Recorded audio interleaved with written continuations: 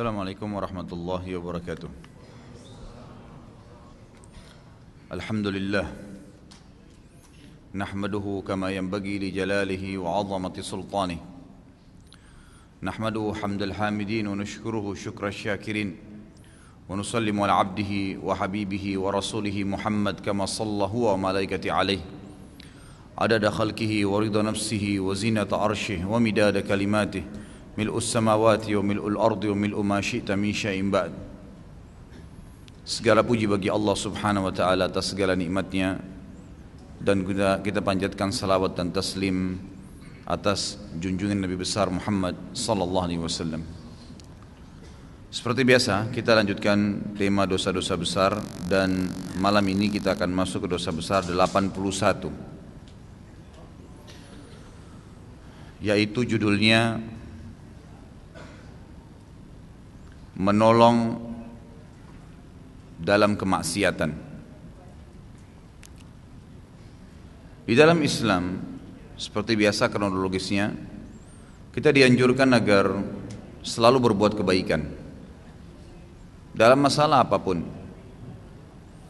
Suami istri, orang tua dengan anak, anak dengan orang tua, tetangga dengan tetangganya, saudara dengan saudaranya, kerabat dengan kerabatnya, siapa saja. Bahkan di dalam Islam bukan cuma sesama manusia, dengan makhluk Allah yang lain pun kita disuruh berbuat kebaikan. Bukankah Nabi SAW bersabda di dalam hadis yang sahih riwayat Imam Bukhari, fi kulli kabidin ratabatin ajr, di setiap denyut kehidupan itu akan ada pahala yang bisa didapat atau direbut. Seseorang di Bani Israel dimasukkan ke dalam surga oleh Allah subhanahu wa ta'ala, wanita pezina, karena memberikan minum anjing yang haus. Riwayat lain menjelaskan seorang laki-laki yang turun ke sumur kemudian minum air, lalu pada saat keluar dia temukan ada anjing yang haus, saking hausnya sampai lidahnya jatuh ke tanah, lalu dia memberikan minum dari sepatunya yang diisi dengan air, dan Allah mengampuni dia dengan perbuatan tersebut. Padahal anjing ini hewan yang dikenal najis dalam agama Islam. Ternyata dengan berbuat baik pun pada hewan yang seperti ini, yang tidak boleh dimakan dagingnya, najis air liurnya, ya, tetap juga bisa dapatkan pahala. Jadi apapun yang Anda niatkan baik, maka akan dicatat pahala oleh Allah subhanahu wa ta'ala. Menolong, mendukung, atau melindungi kebaikan, maka akan dapat pahala dengan izin Allah subhanahu wa ta'ala. Bahkan Umar bin Khattab radhiyallahu anhu bukan hanya berbuat baik dengan makhluk. Kalau kemarin yang sempat ikut dengan tablik akbar kita dari jam 9 pagi sampai jam 2 siang kemarin, kurang lebih 4 jam setengah kalau dipotong dengan sholatnya. Mudah-mudahan Allah terima itu sebagai amal jariah atau amal saleh dari kita semua.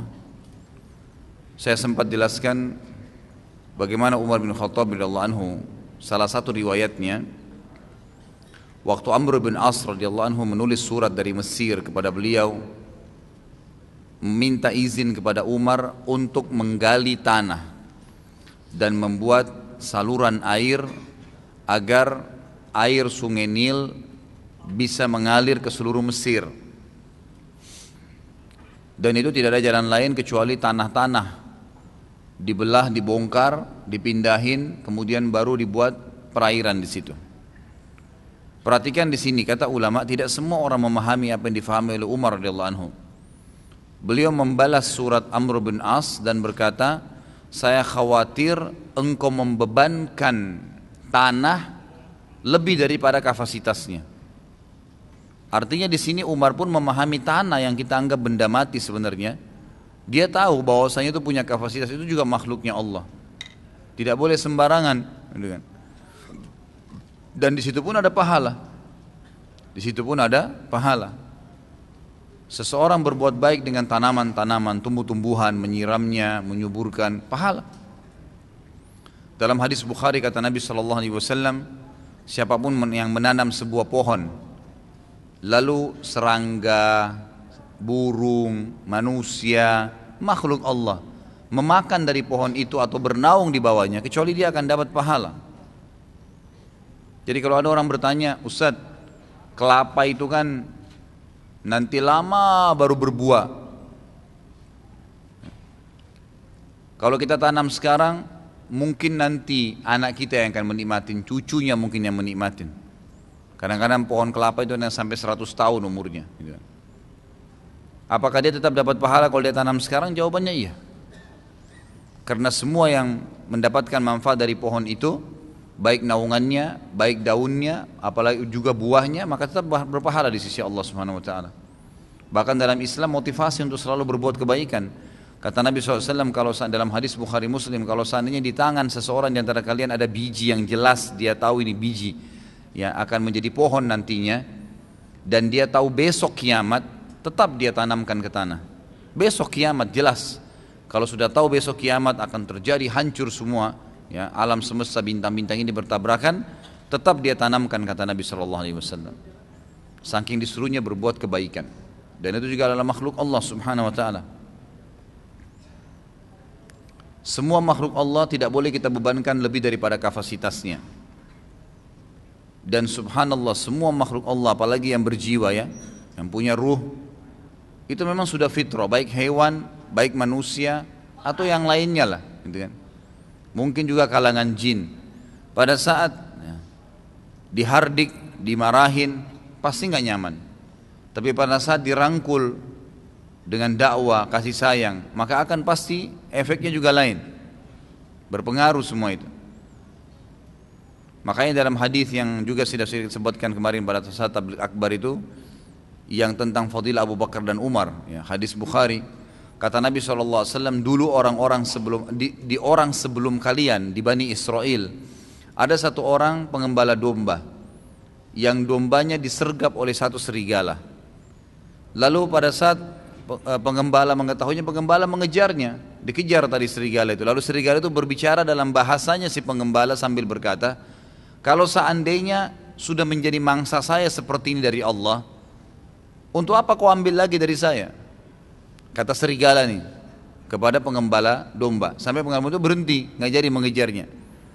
Lalu kemudian kata Nabi SAW, ada juga seseorang dari Bani Israel, orang dulu ya, lebih terdahulu sebelum kita, yang memiliki seekor sapi, lalu dia bebankan di pundaknya melampaui kapasitasnya. Dia bebankan banyak barang-barang. Lalu sapi itu berbicara dengan bahasa pemilik sapi ini, berkata, sungguh Allah tidak menciptakan aku untuk ini, dan Allah menciptakan aku untuk membajak sawah. Lalu para sahabat berkata apa? Subhanallah, maksudnya ya benar gak ya sih? Tapi ini wahyu penyampaian Nabi. Apa kata Nabi SAW? Saya, Abu Bakar dan Umar percaya itu. Selama itu penyampaian wahyu pasti benar, nggak mungkin tidak. Benar serigala pernah berbahasa dengan bahasa manusia pengembala tadi, dan benar sapi itu pernah berbicara dengan pemiliknya, menegur karena kenapa dibebankan lebih, bukan beban yang semestinya. Dan ini menandakan kepada kita, kata ulama hadis, dari hadis yang sahih ini, semua makhluknya Allah itu ya, juga butuh kasih sayang, butuh perhatian. Apapun sifatnya, ya, siapapun sifatnya, itu semua sama. Semuanya sama. Sampai kalau kalangan manusia dari orang-orang kafir saja, tetap kita berbuat baik dengan mereka, karena yang dibenci adalah kekufurannya, bukan individunya, bukan fisiknya, tapi kesalahan yang sedang dia lakukan, keyakinannya yang keliru. Makanya kalau orang tua kita kafir, tetap kita berbakti, tapi tidak mentaatinya pada hal-hal yang berbau kemaksiatan kepada Allah Subhanahu Wa Taala. Kerabat kita, sanak kerabat yang memang punya hubungan kerabat, punya hubungan yang hak dalam silaturahim, walaupun ya, dia kafir, tapi wajib kita silaturahim dengan dia. Punya hak berbuat baik dengan mereka. Mungkin saja dengan kita berbuat baik malah mereka bisa masuk Islam, ya, malah mereka dapat hidayah. Termasuk dalam mendapatkan pahala ini, hadis Bukhari, kata Nabi SAW, bertasbih subhanallah sadaqah, bertahlil la ilaha illallah sadaqah, bertakbir Allahu Akbar sadaqah, menyuruh kepada kebaikan sadaqah, melarang dari kemungkaran sadaqah, dan engkau membantu saudaramu muslim menaikkan barangnya di kendaraannya adalah sadaqah. Lagi bawa kresek, dibantu sesuatu, lewat ada orang ban mobilnya lagi pecah, bocor, dibantu. Semuanya sedekah, artinya pahala yang besar di situ. Artinya adalah pahala yang besar. Sama halnya juga membela dan memberikan dukungan kepada orang yang benar. Ada orang terzalimi, dianjurkan kita untuk ingkar mungkar pada saat itu, mendukung orang yang terzalimi dan menghardik orang-orang yang menzalimi. Yang terzalimi didukung, yang menzalimi dihardik. Memang sudah seperti itu.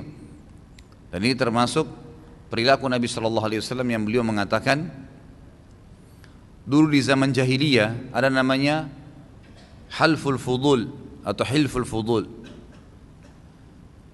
Orang-orang Quraisy dulu ada sebagian anak-anak mudanya yang baik-baik lah, ya, bukan yang penyembah berhala, bukan yang suka mabuk nih. Ada sebagian di antara mereka bukan juga muslim sebelum Islam nih, kata Nabi SAW.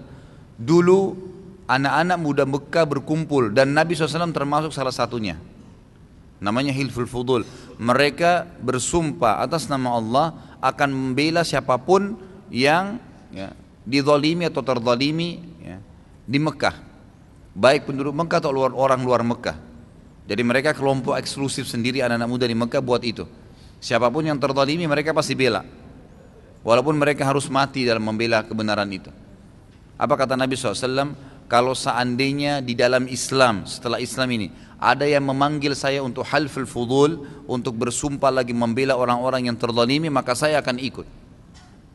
Artinya di sini kita dianjurkan untuk membela kebenaran, tidak boleh diam. Jangan sampai ada orang terzalimi lalu kita diam saja. Oh, mumpung karena bukan ada hubungannya sama saya, sudah nggak usah deh. Tapi kalau kita pas lewat memang ada seorang perempuan lagi diganggu, Anda wajib untuk ingkar mungkar. Salah seorang ikhwah berkata dengan saya pada saat saya sama-sama ke Cikarang kemarin, ada ceramah, dipanggil ke sana, kemudian saya ajak dia satu mobil bersama-sama.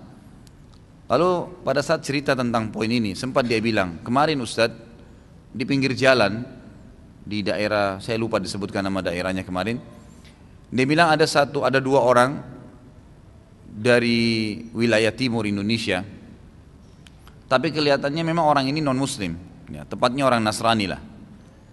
Mungkin dalam kondisi mabuk di pinggir jalan, semua orang yang lewat dicaci maki, semua orang yang lewat diganggu sama dia.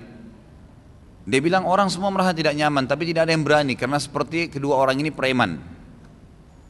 Kebetulan akh yang ikut sama saya ini sering konsultasi masalah agama, dan memang dia orangnya berani, memang pemberani, Masya Allah.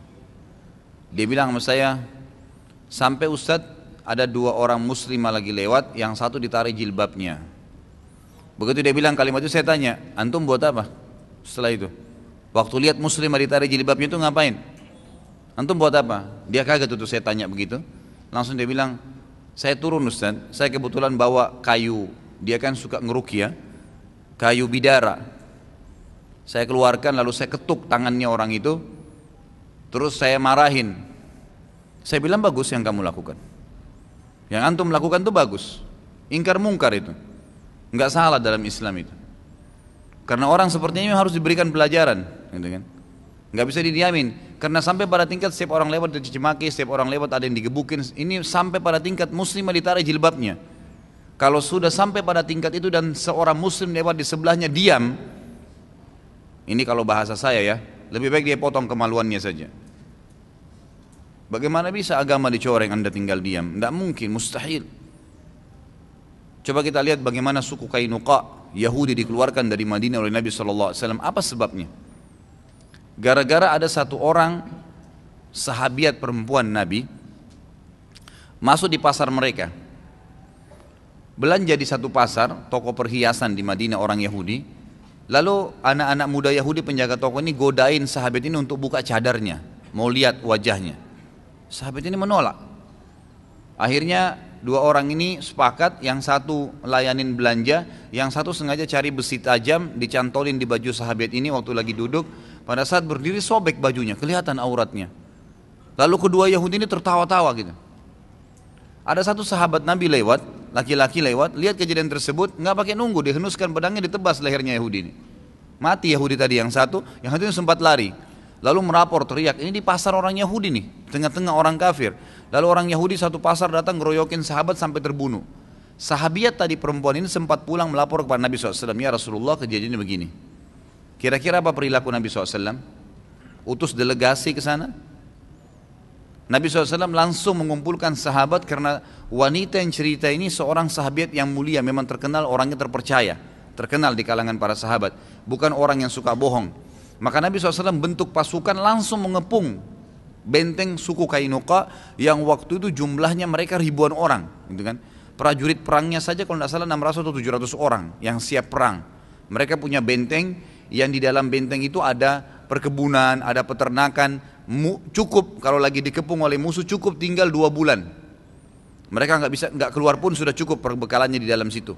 Ya, selama 2 bulan, benteng yang sangat besar. Nabi SAW kepung selama 40 hari. Nabi minta SAW, serahkan kepada kami pembunuhnya si muslim. Bukan kalian, pembunuhnya saja, kami akan hukum. Kenapa dia berani membunuh si muslim tadi? Gitu kan. Mereka tidak mau serahkan, maka Nabi SAW kepung pada saat itu setelah sebulan, tepatnya 43 hari ya, dikepung oleh Nabi SAW, maka mereka ketakutan, lalu mereka pun menyerah di bawah hukum Nabi SAW. Lalu Nabi SAW usir mereka keluar dari Madinah. Karena memang sudah jelas mencoreng kehormatan Islam. Kalau anda pernah dengar seorang Khalifah Abbasi bernama Mu'tasim. Mu'tasim rahimahullah punya kekurangan, punya kelebihan, tapi ada satu kisah yang tidak terlupakan dari Mu'tasim ini. Beliau kalau tidak salah wafat tahun 227 Hijriah. Jadi di awal-awal ya, karena dinasti Abbasiyah ini berdiri dari tahun 132 sampai 656 Hijriah. Ini di tengah-tengah, fase tengah-tengah 200 ya, tahun 200-an gitu kan, Hijriah tadi, 227-an. Mu'tasim ini pernah didatangi oleh satu orang pakai keledai, seorang muslim dari wilayah Persia, jauh sekali, mohon maaf, dari wilayah perbatasan muslim sama Romawi, dari negeri Syam, jauh datang, naik kuda, jauh-jauh ya, datang ke Irak, ke ibu kota Abbasiyah.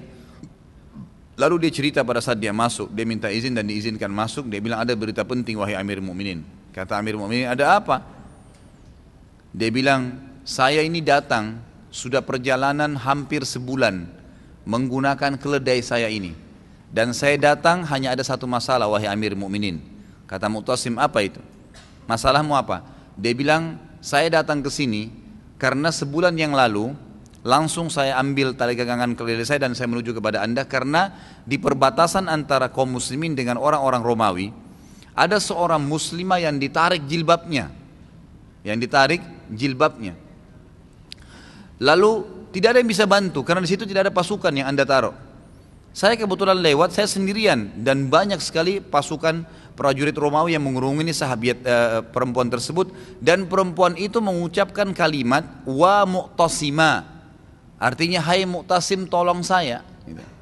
Hai Mu'tasim tolong saya. Maka saya datang mengantar kalimat wanita itu kepada anda wahai Amir Mu'minin. Anda tahu apa yang Mu'tasim lakukan? Dia tulis surat, dia panggil sekretarisnya kalau kita sekarang ya, tulis sekarang. Dari Amir Mu'minin Mu'tasim kepada anjingnya Romawi, Raja Romawi dikirimkan Kaisar.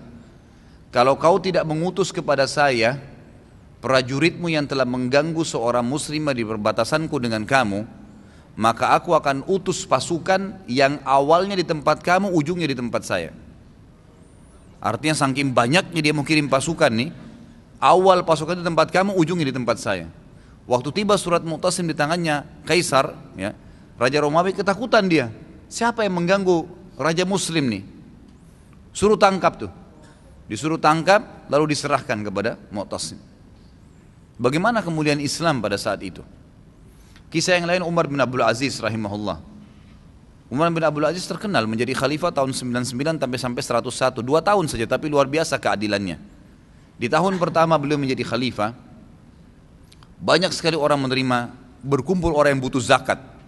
Sampai-sampai beliau mengumpulkan zakat para pejabat-pejabat negara waktu itu dan dikeluarkan kepada orang fakir miskin.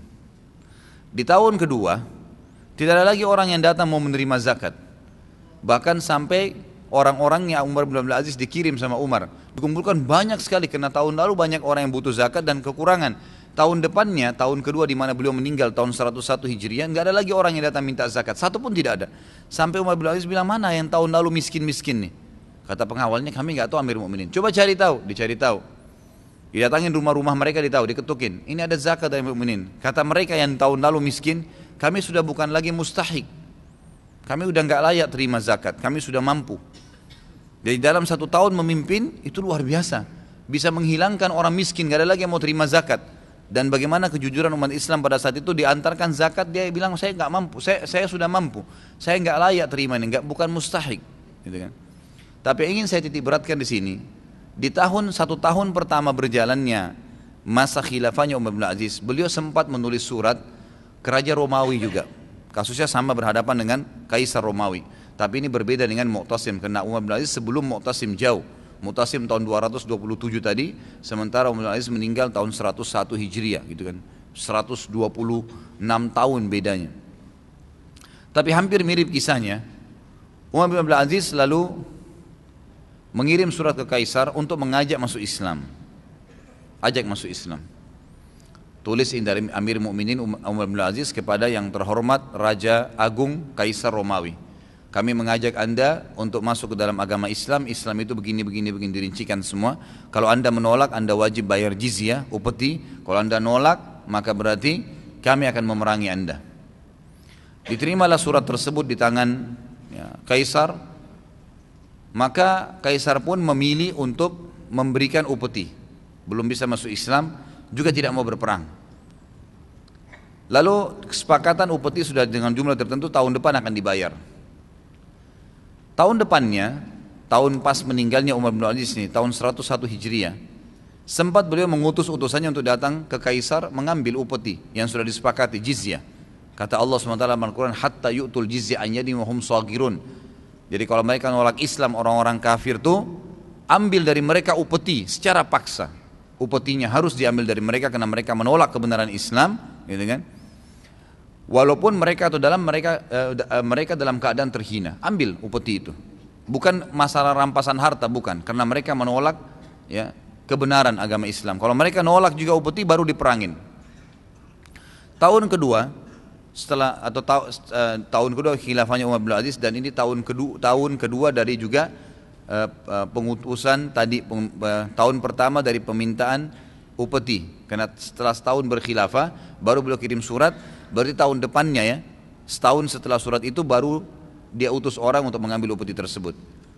Begitu tiba di tempat tadi Kaisar ini, diberikanlah suratnya Umar bin Aziz yang terhormat dari Amir Mukminin Umar bin Aziz kepada yang terhormat Kaisar Rum, kami mengingatkan anda untuk membayar upeti yang telah disepakati jizyah tahun lalu.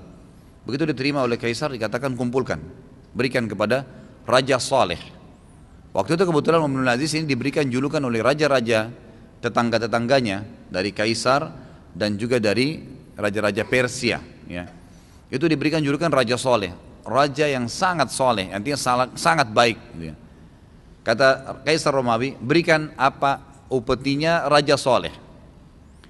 Kata yang mengumpulkan, yang sedang menunggu ini utusan Umar bin Aziz, waktu saya lagi menunggu dikumpulin upeti tersebut, tiba-tiba dia bilang, saya mendengar ada suara Al-Quran di tengah-tengah istananya Kaisar nih, tapi samar-samar. Cuman saya tahu itu Al-Quran. Mungkin kalau antum biasa dengar Quran, walaupun jarak jauh, biasanya kita tahu, oh ini suara Quran nih, gitu. Dia bilang saya dengar suara itu. Lalu kemudian saya telusurin suara itu, gang demi gang, turun tangga, sampai saya dapatkan suara itu ternyata ada di bawah istananya Kaisar Romawi ini. Dan di sana ternyata di bawah istananya Kaisar ini ada penjara-penjara khusus untuk orang-orang tertentu, dan di situ ada satu orang yang buta matanya sedang mengaduk adonan roti. Dia putar terus mengaduk adonan roti dan dia buta sambil mengaji. Utusan Umar bin Aziz bilang, Assalamualaikum warahmatullahi wabarakatuh. Dijawab, Waalaikumsalam warahmatullahi wabarakatuh. Utusan Umar bin Aziz kaget, kenapa ada orang Islam di sini? Yang diberikan salam juga yang buta matanya juga kaget. Belum pernah ada yang memberikan salam kepada dia, sudah lama ini, gitu kan? Sudah tahunan. Lalu utusan Umar bin Aziz bertanya, siapa anda ini? Kata dia, yang buta matanya lagi adun roti tadi, saya salah satu mujahid yang diutus oleh Khalifah Muslim Abbasi, Umawi, yang saya dikirim ke sini 10 tahun lalu. Kemudian teman-teman saya, kami semua tertawan, tertangkap, teman-teman saya semua dibunuh, ya, dan saya sendiri yang tidak dibunuh, lalu mata saya dibutahkan. Kemudian saya dipenjara di sini, di bawah istana ini. Ya, kerja saya cuma disuruh adunan roti ini. Ya, daripada saya tunggu kosong, saya sambil mengaji. Utusan Umar bin Aziz waktu dengar itu nangis. Ada muslim disiksa oleh kaisar, nggak masuk di akal nih. Dia berdiri, dia bilang, baiklah saudaraku, tunggu sebentar, urusanmu sebentar lagi selesai. Cuma begitu saja. Dia keluar, lalu ketemu sama kaisar, dia nggak senyum sama sekali. Kaisar sudah mulai bingung, ada apa ini sebenarnya, gitu kan? Lalu pulanglah, ya. Orang ini membawa putih ke Damaskus, ibu kota Syria, waktu itu ibu kotanya dinasti Umayyah. Pas tiba di Damaskus, Umar bin Aziz mengatakan, sudah selesai urusan dengan kaisar? Kata yang utusannya Umar ini, iya sudah selesai. Tapi ada berita lebih penting daripada upeti ini, Amir Mu'minin. Kata dia, apa itu? Kata Umar, apa itu? Kata orang yang tadi ini, yang datang dari istana kaisar, mengatakan, Anda tahu Amir Mu'minin, tadi waktu saya lagi nunggu untuk, ya, membungkus, disiapkan upeti ini, saya dengar ada suara tilawah Al-Quran di tengah-tengah istananya kaisar. Lalu saya telusurin suara itu, lorong demi lorong, tangga demi tangga, sampai saya turun ke bawah, dan saya temukan di bawah itu ada seorang mujahid yang dikirim 10 tahun lalu untuk menyerang, ya, wilayah Romawi. Semua teman-temannya dibunuh kecuali dia, dan matanya dibutakan, dan sekarang dijadikan sebagai budak untuk mengaduk, ya, adonan roti. Tahu waktu mendengar berita ini apa yang terjadi? Umar bin Abdul Aziz dari singgasananya turun ke bawah, duduk ke lantai, lalu menangis dan berkata, ya gulam, sekretarisnya dipanggil, tulis sekarang dari Amir Mu'minin Umar bin Abdul Aziz kepada anjingnya Romawi, ya, gitu. Kalau kau tidak minta maaf kepada muslim yang telah dibutakan matanya oleh pasukanmu di bawah istanamu, dan engkau menggunakan atau memberikan kepada dia jubahmu yang terbaik, pakaiannya raja yang terbaik, kaisar, lalu kau utus dia kepadaku, kecuali saya akan utus pasukan yang awalnya di tempat kamu, ujungnya di tempat saya. Selalu ancamannya sama. Pasukan tidak main-main akan datang kepada kamu. Bawa sekarang surat saya ini. Baru balik bawa jizyah, kembali lagi ke wilayah Romawi. Pas tiba di wilayah Romawi, kaisarnya kaget, kenapa kau kembali? Dia bilang, ini ada surat dari Amir Mu'minin. Waktu dibaca, kaget kaisar ini. Dia bilang sama penasihatnya, mana ini orang muslim yang dibutain matanya? Saya nggak pernah tahu. Ternyata memang kaisar ini orang baru. Ini dari kaisar yang sebelumnya disiksa, dan dia tidak pernah tahu di bawah itu ada penjara. Dikeluarkan, ternyata betul. Lalu dia pun melepaskan jubahnya, dipakaikan ke badannya orang muslim ini, kemudian diberikan wangi-wangian, lalu disampaikan minta maaf kepada Umar bin Aziz untuk diberikan ke sana. Seperti permintaan Umar bin Aziz sebagai raja waktu itu. Gak lama kemudian waktu mereka sudah mau keluar, ternyata kaisar menangis. Lalu bertanya utusan Umar bin Aziz, kenapa anda menangis? Dia bilang, telah sampai kepada saya berita Raja Soleh meninggal dunia. Umar bin Aziz, raja kalian, meninggal dunia. Dia menangis karena dia merasa kehilangan ada Raja Soleh, ada orang raja yang dia hormatin dan dia kagumin. Kaisar kagum dengan dia, gitu kan? Seperti itu. Lalu si utusan Umar bin Aziz mengatakan, apakah anda akan tetap mengizinkan kami pergi setelah Raja Soleh meninggal? Dia bilang, Romawi mengatakan dalam kisah ini, saya tidak mungkin mentaati Raja Soleh selama dia hidup lalu saya melanggarnya pada saat dia meninggal. Pulanglah dan tetap bawa apa yang dia minta ini. Lalu pulanglah dua orang muslim ini dalam kondisi mulia, ya, mulia jalan. Subhanallah, semalam ada yang bertanya pada saya di Kalibata City waktu saya ngisi taklim di sana, Ustadz, bagaimana pendapat Ustadz bila ada orang-orang Nasrani yang mengatakan Islam itu diekspansi dengan pertumpahan darah, dengan jihad? Dan bagaimana pendapat Ustadz juga dengan masalah poligami? Mereka menghardik masalah poligami. Itu subhanallah, saya bicara hampir 45 menit mungkin hanya menjawab pertanyaan ini. Waktu itu saya bilang, kalau seandainya ada orang Nasrani, Yahudi, semua orang kafir yang mengatakan kepada anda Islam dikembangkan, diekspansi dengan pertumpahan darah, katakan iya. Memang iya. Karena banyak orang Islam, subhanallah, kayak orang yang ketakutan kalau dikatakan Islam itu disebarkan dengan pedang. Saya katakan ikhwas sekalian, memang Islam dikembangkan dengan pedang. Jihad itu dikumandangkan memang dari dulu. Ada pengembangan Islam dengan dakwah, ada pengembangan Islam dengan pedang. Nabi SAW menyerang Mekah itu dengan kekuatan memang. Sampai menaklukkan Mekah, akhirnya tersebar Islam di Mekah. Dan kalau tidak ada jihad pada saat itu, Mekah akan tetap jadi kota kafir. Jangan dilupakan sejarah itu. Bagaimana Umar bin Khattab radhiyallahu anhu menyebarkan pasukan 12.000 orang dipimpin oleh Sa'ad bin Abi Waqqas radhiyallahu anhu. Kemudian juga terjadi dua perang besar di zaman Umar bin Khattab. Ada perang Yarmuk yang dipimpin Khalid bin Walid. 12.000 orang melawan 250.000 orang pasukan Romawi dan dimenangkan oleh kaum muslimin waktu itu. Sehingga mayoritas wilayah Romawi runtuh, wilayah Afrikanya dan wilayah negeri Syamnya. Kemudian pasukan yang kedua dikirim ke wilayah Qadisiyah. Qadisiyah melawan Persia. Ini 350.000 pasukan Persia dilawan dengan 12.000 pasukan muslim dan dua-duanya menang. Dengan ekspansi Islam seperti itu jihad, mereka kalah orang-orang kafir ini. Akhirnya Islam tersebar di wilayah mereka. Tahukah Anda 6 orang ulama hadis dari Bukhari, Muslim, Abu Daud, Tirmidzi, Ibnu Majah dan Nasai, semua ini orang dari Persia. 6-6-nya nih. Gara-gara Islam dulu diekspansi oleh Umar bin Khattab sampai ke sana dan akhirnya mereka masuk Islam, dari anak turunannya keluar ulama hadis yang kita pegangi banyak hadisnya. Itu awalnya dari jihad. Awalnya dari jihad. Banyak orang subhanallah menganggap takut kalau mengatakan Islam disebarkan dengan pertumpahan darah. Memang benar. Tapi kita fair. Pada saat maju menawarkan peperangan, kita tawarkan Islam dulu. Tidak bisa Islam, tidak bisa orang jihad kalau tidak tawarkan nih. Kecuali kalau kita diserang tiba-tiba.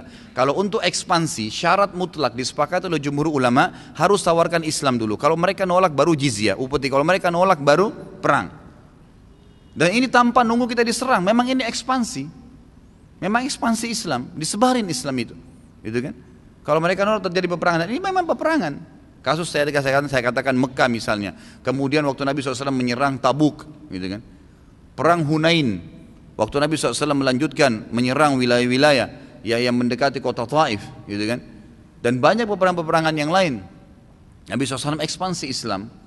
Abu Bakar mengutus untuk memerangi Aswadul Unsi, untuk memerangi juga ya, Musailam al-Kadzab di wilayah Yaman yang mengaku sebagai Nabi, dihabiskan oleh Abu Bakar dengan peperangan memang. Sehingga habis fitnah itu, nggak ada fitnah lagi. Tapi kita fair, datang menawarkan Islam, nolak baru kemudian ya, kita bayar jizyah. Kalau nolak baru perang. Tapi orang-orang non muslim yang sekarang mengatakan Islam itu disebarkan dengan pedang, pertumpahan darah, mereka nggak fair sendiri. Amerika masuk ke Irak apa alasannya? Masuk ke Irak ikhwas sekalian dan akhwat, alasannya Saddam Hussein itu zalim. Apa urusannya kau dengan Saddam Hussein? Di negaranya orang.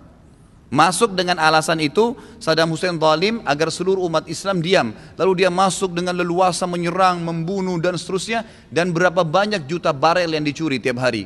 Ya, minyak dari Irak itu dikirim ke Amerika waktu itu. Penjajahan modern di zaman sekarang. Orang semua diam, tidak dikatakan Amerika nyebarin dengan pertumpahan darah. Aneh sekali nih, gitu kan? Israel tiap hari membantai kaum muslimin, ya. Kemudian pada saat orang seluruh dunia sudah mulai memanas, lalu disebarkan lagi, didatangkan bonekanya Palestina datang, presiden, kemudian didatangkan lagi orang Israel, dia katakan mau damai. Nanti 6 bulan kemudian ketemu di sini, ketemu di situ, terus begitu bertahun-tahun tidak ada hasilnya.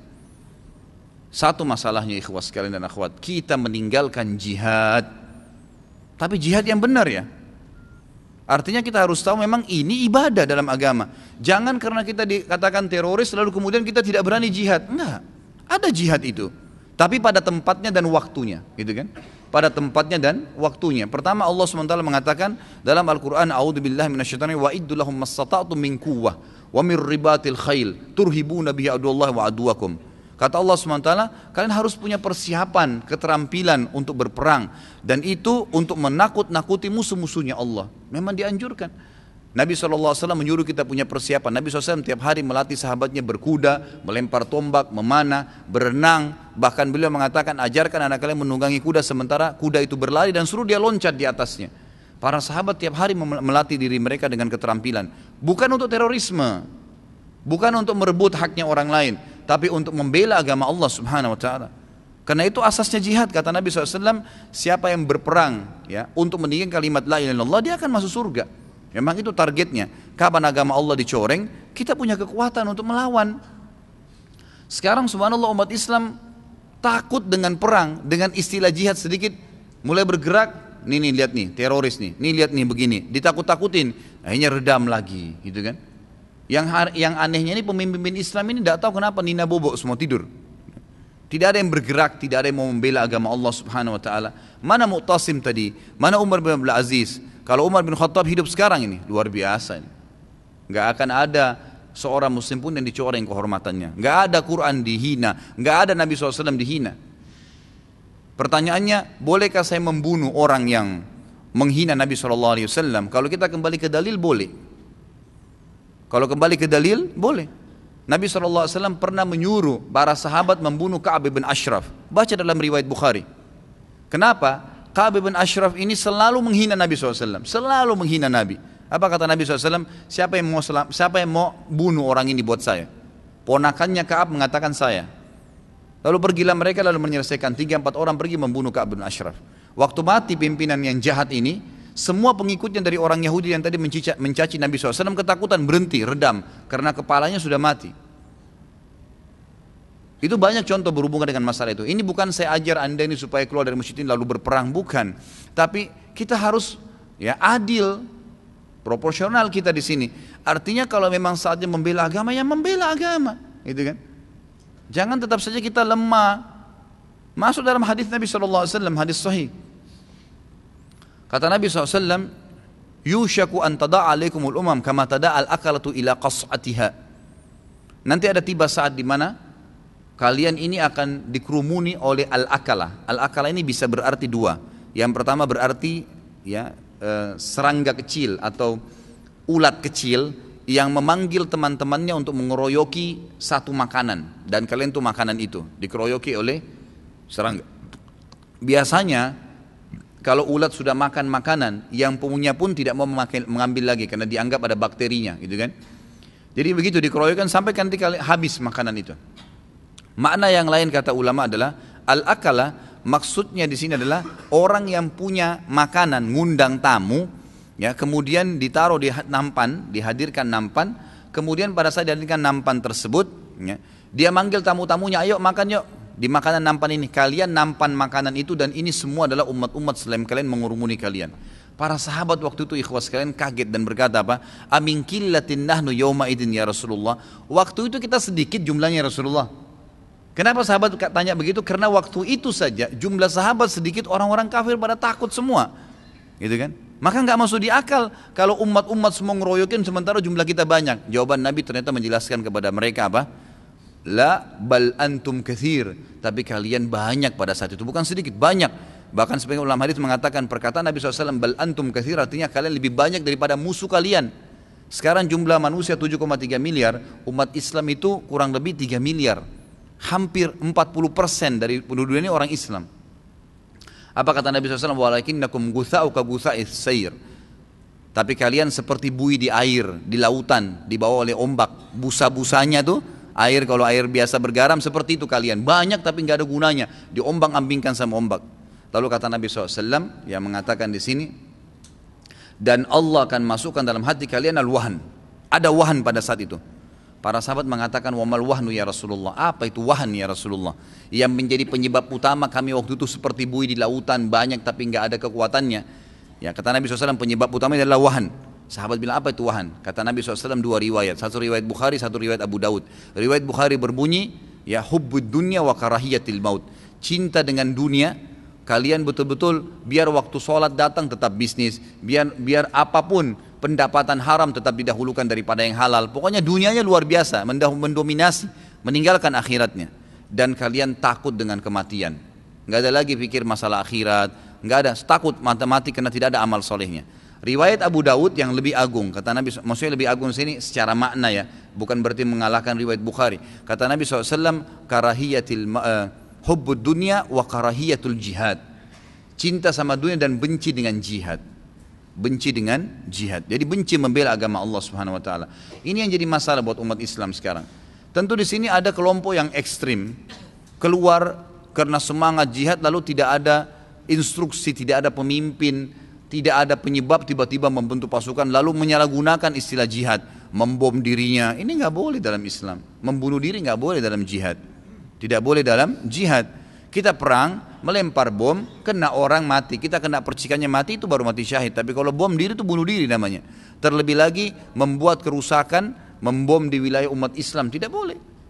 Nggak boleh gitu kan. Bagaimana caranya dibom di Jakarta padahal pemimpin kita muslim, mayoritas muslim, masjid lagi ditakmirkan gitu kan. Alasannya membunuh 2 orang turis. Apa gunanya membunuh 2 orang turis?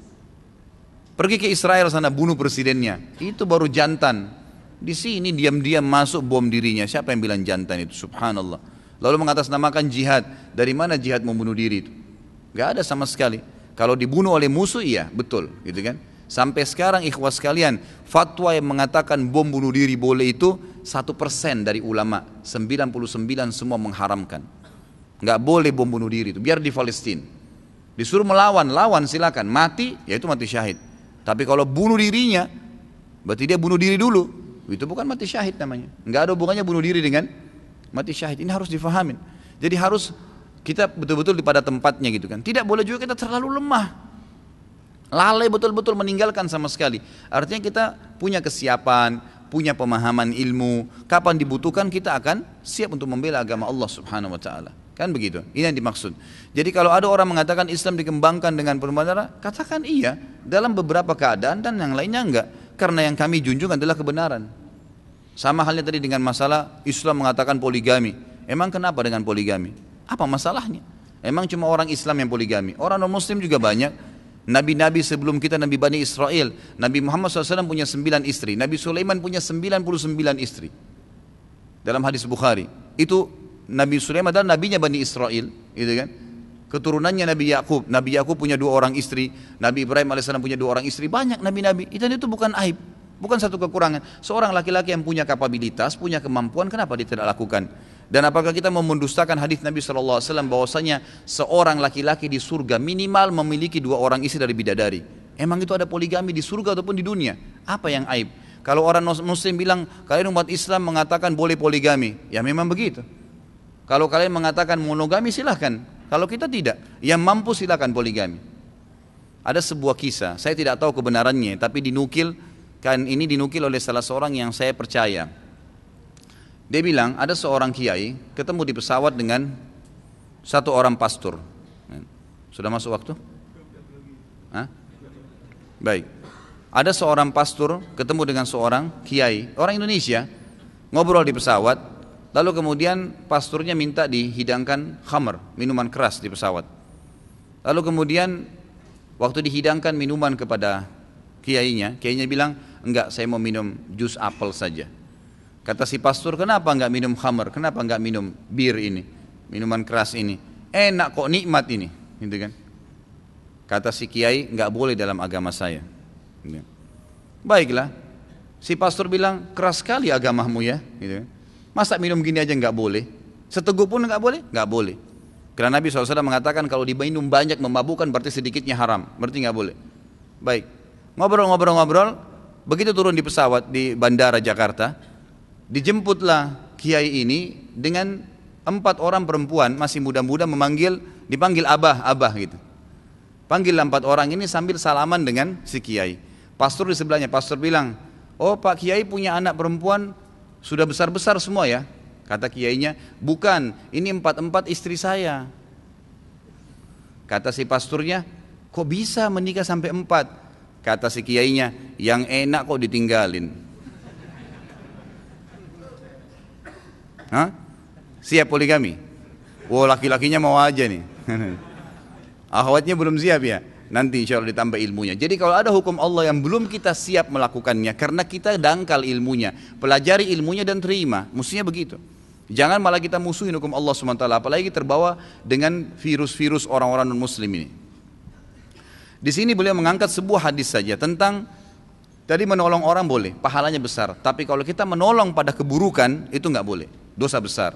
Beliau mengatakan di sini hadis sahih. Riwayat Ibnu Hakim dalam kitab Mustadrak, "Man a'ana 'ala khusumatin bighairi haqqin kana fi sakhatillahi hatta yanzi'." Barang siapa yang membantu dalam pertengkaran tanpa kebenaran, orang salah dibela, mungkin karena anaknya, mungkin karena keluarganya, mungkin karena temannya, dibela walaupun salah, maka dia dalam kemurkaan Allah hingga dia berhenti atau meninggalkannya. Jadi dosa besar ini adalah seseorang yang menolong dalam keburukan.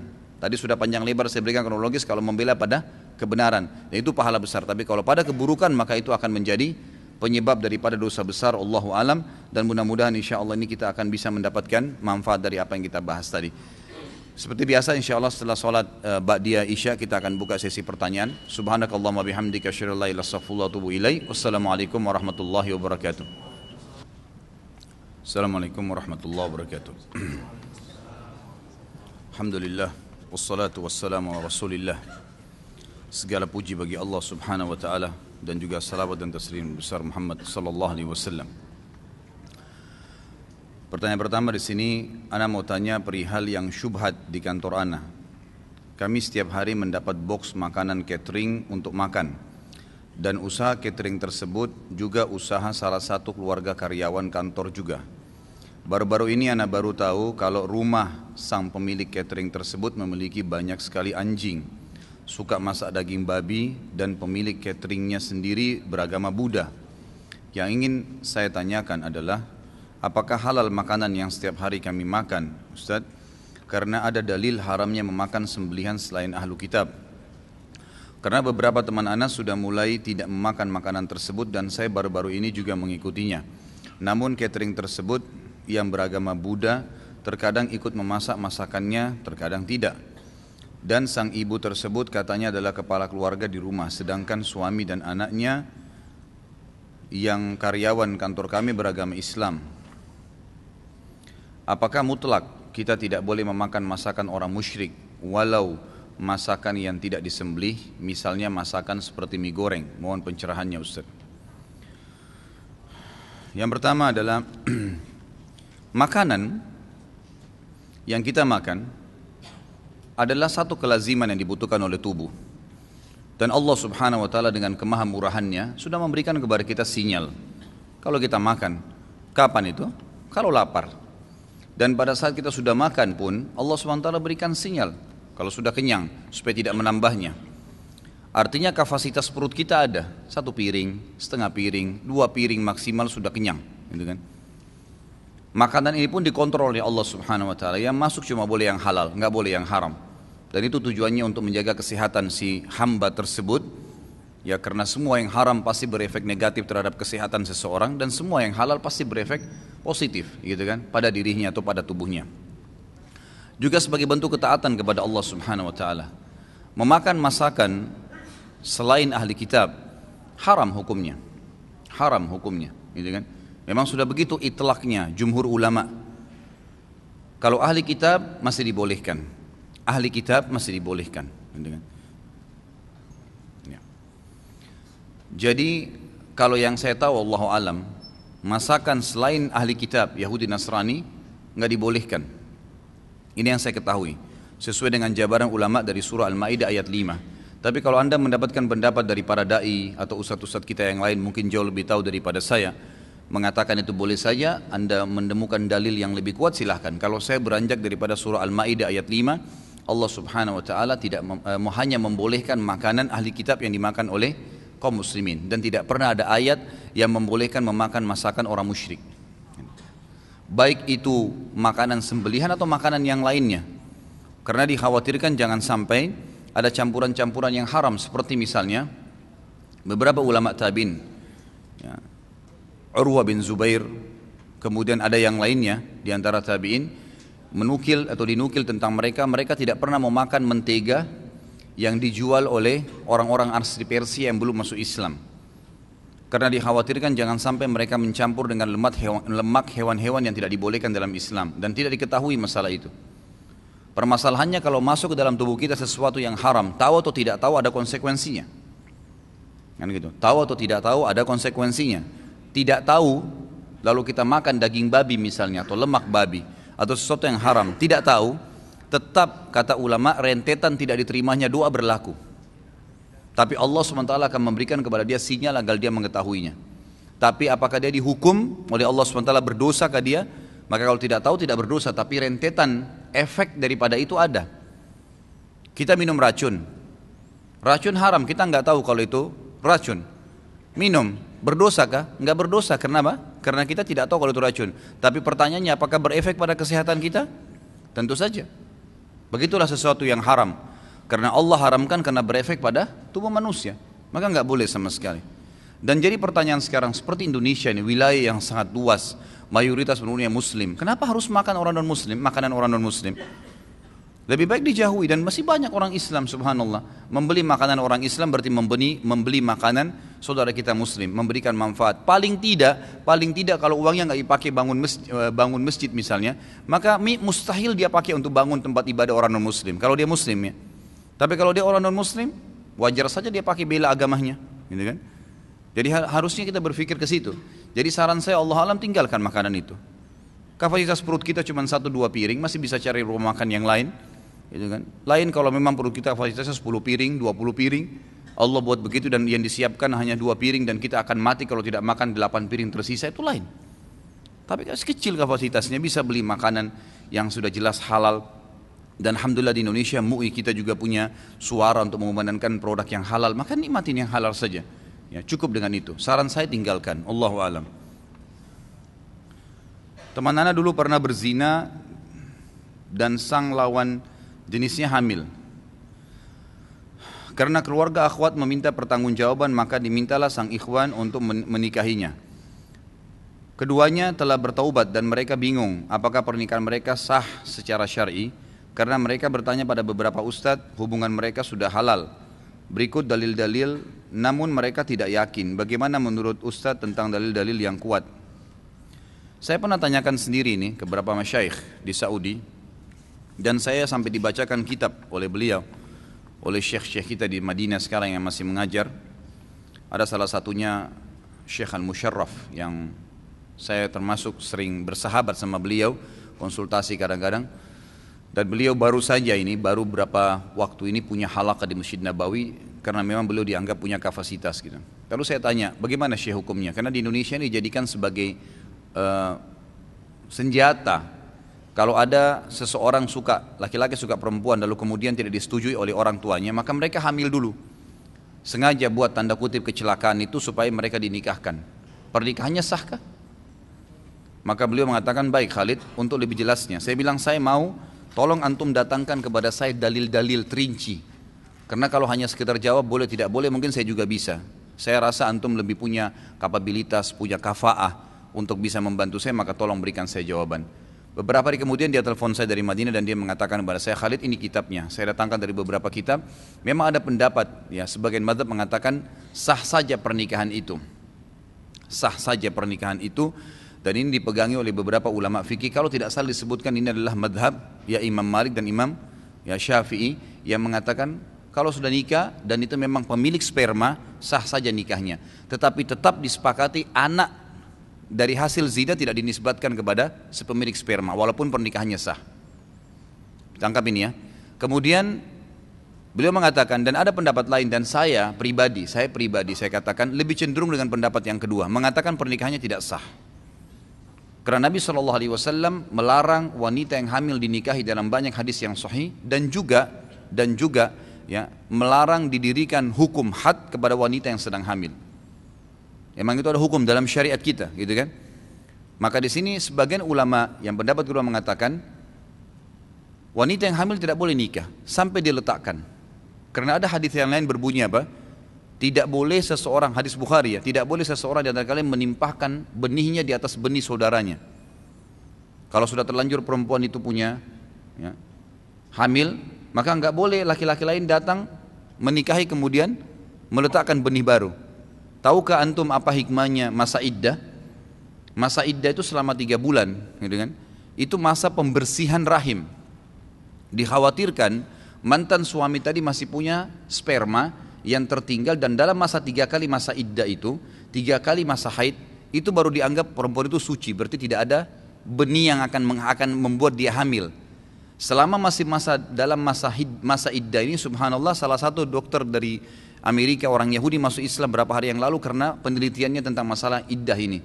Dan dia kagum sekali melihat ternyata Islam dengan rinci menyebutkan kalau masa iddah masih dianjurkan agar wanita yang bercerai dengan suaminya kembali dengan suaminya dan bukan laki-laki lain.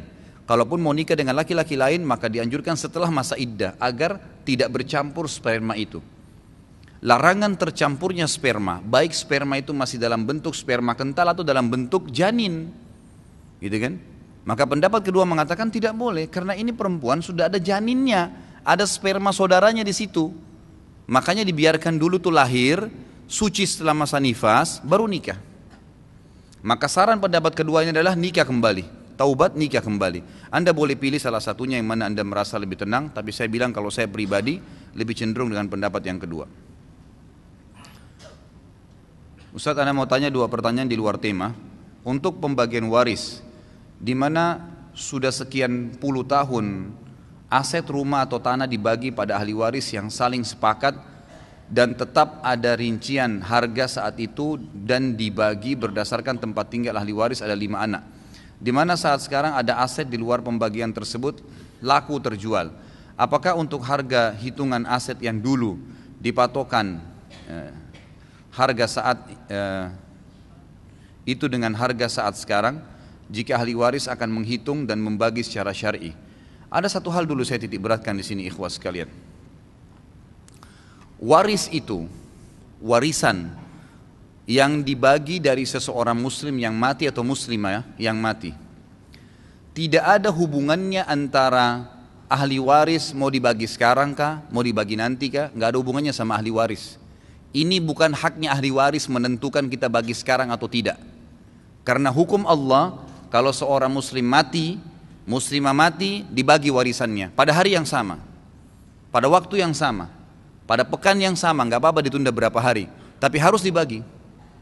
Nggak boleh dikatakan ahli waris bilang nggak usah deh nanti aja, nggak boleh, hukum Allah dibagi. Nggak bisa, ini bukan masalah Anda mau atau tidak mau. Dibagi, oh ibu saya masih hidup Ustaz. Baik, ibu Anda biarin tinggal di rumah itu, tapi masing-masing ahli waris sudah tahu bagiannya. Dikasih anak laki-laki 2 bagian dari anak perempuan 1, gitu kan? Udah dibagi rata, sudah tahu masing-masing haknya, dan bagiannya itu adalah bagian syar'i, persentasenya. 2/3, 1/3, 1/4, gitu kan? Tidak usah dihubungkan dengan seperti ini, nilainya tidak usah dinilai pada saat itu, karena masih belum dibagi kalau menurut pertanyaan tadi kan. Akhirnya nanti pada saat dijual nilainya naik, mereka mau kembali nilai lama atau 5 baru, ya nilai barulah jelas. Karena di sini bukan nilai sebenarnya, harus persentasenya, gitu kan? Mesti difahamin ini. Jadi jangan sampai ikhwas sekalian tidak dibagi. Ibu kita masih mau tinggal rumah situ, anak-anaknya sepakat ibu tinggal di sini deh. Enggak apa-apa, tapi masing-masing sudah tahu haknya dibagi warisan, karena itu hukum Allah, enggak boleh. Bahkan ulama mengatakan setelah mengurus jenazah, memandikannya, mengkafaninya, memasukkan dalam kuburan, pada saat dibuka masa takziah 3 hari, masa takziah itulah masa di mana ahli waris dibagi warisannya, di mana wasiat si mayit dijalankan, di mana utangnya dibayar. Emang begitu, nggak boleh ditunda. Gitu kan? Jadi harusnya difahamin masalah ini ya, supaya tidak ada kesalahpahaman di sini. Jangan ditunda dan dinilai dari sisi persentase dan bukan nilai rupiah atau uang ya pada saat itu akan dibagi. Karena nanti kalau dijual seperti tadi kasus akan susah. Makanya lebih baik diambil hukum syar'i dengan cara persentase. Dan saya sudah pernah berikan nomor telepon Ustadz Nizar Jabal, salah satu teman saya memang spesialisnya di warisan. Setiap Anda mau bertanya silakan Anda tanya ke beliau. Mudah-mudahan beliau juga punya pelatihan-pelatihan di Jakarta yang bisa diikutin masalah waris ini. Yang kedua, ingkar munkar teman kantor yang masih suka mendengar musik. Apa sikap kita? Ingkari, ingatkan, sampaikan. Gitu kan? Sampaikan, larang, ingatkan bahwa ini tidak boleh, haram dalam agama. Gitu kan? Jangan pernah ragu menyampaikan, mengingatkan orang. Syaitan selalu mengecilkan hati seorang mukmin untuk ingkar mungkar. Karena kalau Anda ingkar mungkar, ada orang buat salah nih, diingatkan pada saat itu. Kalau dia baik, Allah berikan hidayah pada saat itu, maka dia akan baik sampai meninggal dan Anda panen pahalanya. Tapi kalau sekali pada saat itu Anda tidak luruskan, dia akan terus bengkok sampai dia mati dan Anda termasuk bertanggung jawab depan Allah Subhanahu wa taala. Hadis Nabi SAW riwayat Imam Ahmad yang sahih, kata Nabi SAW, siapa yang melihat kemungkaran dan tidak memungkirinya, maka orang yang berbuat kemungkaran akan datang hari kiamat mencekik lehernya, berkata di depan Allah, ya Allah, orang ini lihat saya buat mungkar gak diingatkan, sekarang saya tuntut diambil pahalanya. Ngapain kita setengah mati ibadah lalu kita diambil oleh orang yang tidak kita ingatkan kesalahannya? Ingatkan saudaraku. Dan kalau semua orang baik, semua orang sudah menjalankan sunnah Nabi SAW, antum mau dapat pahala dari mana kira-kira? Kesempatan pada saat itu kalau masih ada yang isbal, jangan, atau masih belum melihara jenggotnya, atau masih belum pakai hijab yang benar, jangan kita digoda oleh syaitan. Karena salah satu langkah syaitan menggoda orang yang beriman adalah memunculkan ujub, kebanggaan terhadap dirinya. Oh, saya lebih baik dari dia, orang ini nggak jenggot ya, orang ini isbal ya, orang ini nggak sholat berjamaah di masjid ya, seakan-akan orang itu ahli neraka dan dia ahli surga. Nggak boleh. Mungkin dia belum faham, mungkin dia bakti dengan orang tuanya mengalahkan pahala Anda. Dari mana kita bisa tahu? Kesempatan dakwah yang sampaikan. Kalau kita luruskan pada saat itu dan Allah berikan hidayah, maka semenjak dia baik sampai dia meninggal kita panen pahalanya. Ingkar mungkar ingatkan, tapi dengan cara yang baik, santun. Sampaikan saudaraku, maaf saya bicara sebentar 5-10 menit bisa? Baik silakan. Baik kita ngobrol, gitu kan? Lagi makan siang, lagi apa segala. Saya kemarin ikut pengajian, kita ceritain. Maaf ya, saya bukan menyinggung tapi saya cuma mengingatkan. Saya juga dulu dengar musik, tapi kemudian saya mendengarkan ada fatwa ulama yang begini, disampaikan, gitu kan? Kalau dia bilang, nggak mungkin kalau dengan santun sampaikan lalu kemudian dia mau marah, dengan baik gitu kan. Kemudian mungkin dia bilang, oh iya begitu ya, baiklah mudah-mudahan saya bisa tinggalkan atau bagaimana. Yang penting sudah ingkar mungkar, itu sudah selamat dari hisab hari kiamat. Mungkar yang pertama, ingkar mungkar yang pertama. Selebihnya, paling tidak dia kalau lihat Anda dia pasti malu, dia tidak akan ribut dengan musik itu. Diingatkan, atau minimal sekali, minimal doakan dalam hati, minimal. Karena ingkar mungkar harus dengan tangan, kalau tidak bisa dengan lisan, kalau tidak bisa dengan hati, dan itu selama-lama iman. Ya, jadi jangan ditunda mengingkari mungkar itu. Bagaimana menjawab seorang Nasrani yang menghina Rasulullah SAW menikahi Aisyah saat masih kecil? Kasusnya di sosial media. Dibantah. Apa urusannya dengan Nabi SAW menikah dengan Aisyah? Apa urusannya dia mau mengurus Nabi kita? Gak ada urusannya itu. Gitu kan? Gak ada urusan sama sekali. Apa urusannya mereka mau mencampuri Nabi kita, mau menikah 9 kah, mau menikah 2 kah, mau menikah 3 kah? Itu kan Nabi kita, terserah. Kalau dia masuk agama Islam dan dia tanya kenapa begitu, baru dijawab. Urus saja, suruh urus agamanya sendiri, gitu kan? Anda kalau mau jawab, jawab saja. Urus agama Anda sendiri, gak usah urus agama kami. Lakum dinukum waliyadin, gitu kan? Begitu saja. Kalau tetap saja orang-orang ini buat kemungkaran, Anda tidak punya power, doakan agar Allah binasakan. Memang begitu. Nabi SAW kunut nazilah sebulan. Waktu beberapa sahabat Nabi hafid Quran diutus oleh Nabi SAW untuk menjadi guru ke satu suku Arab. Suku Arab ini datang ke Madinah mengatakan, wahai Rasulullah, syahadat. Ternyata mereka munafik, mereka pura-pura. Kirimlah bersama kami beberapa sahabat Anda yang hafal Quran agar bisa mengajarkan kami. Nabi SAW dengan polos kirimin. Di tengah jalan dibunuhin sahabat-sahabat Nabi itu. Mereka sepakat dengan itu. Nabi SAW tidak tahu posisi suku itu di mana. Datang tiba-tiba syahadat dengan husnudzon dikirim.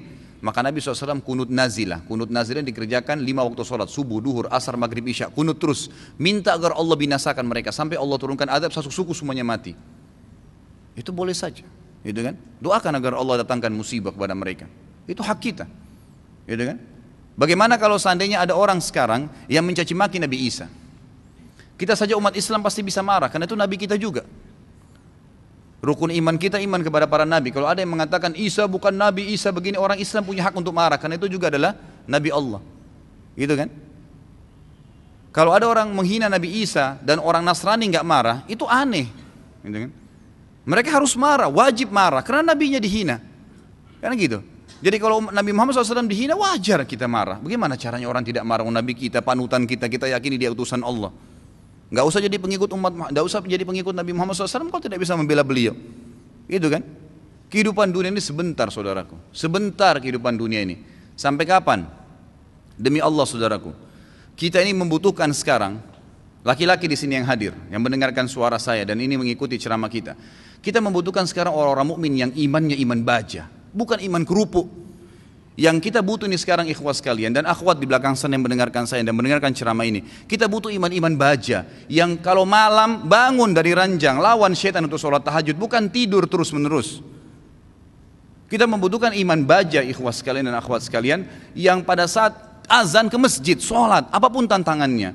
Pada saat musibah datang bersabar mereka. Pada saat jihad dikumandangkan mereka berjihad di jalan Allah Subhanahu Wa Taala. Memang hidupnya untuk Allah Subhanahu Wa Taala. Kita butuh iman yang seperti ini.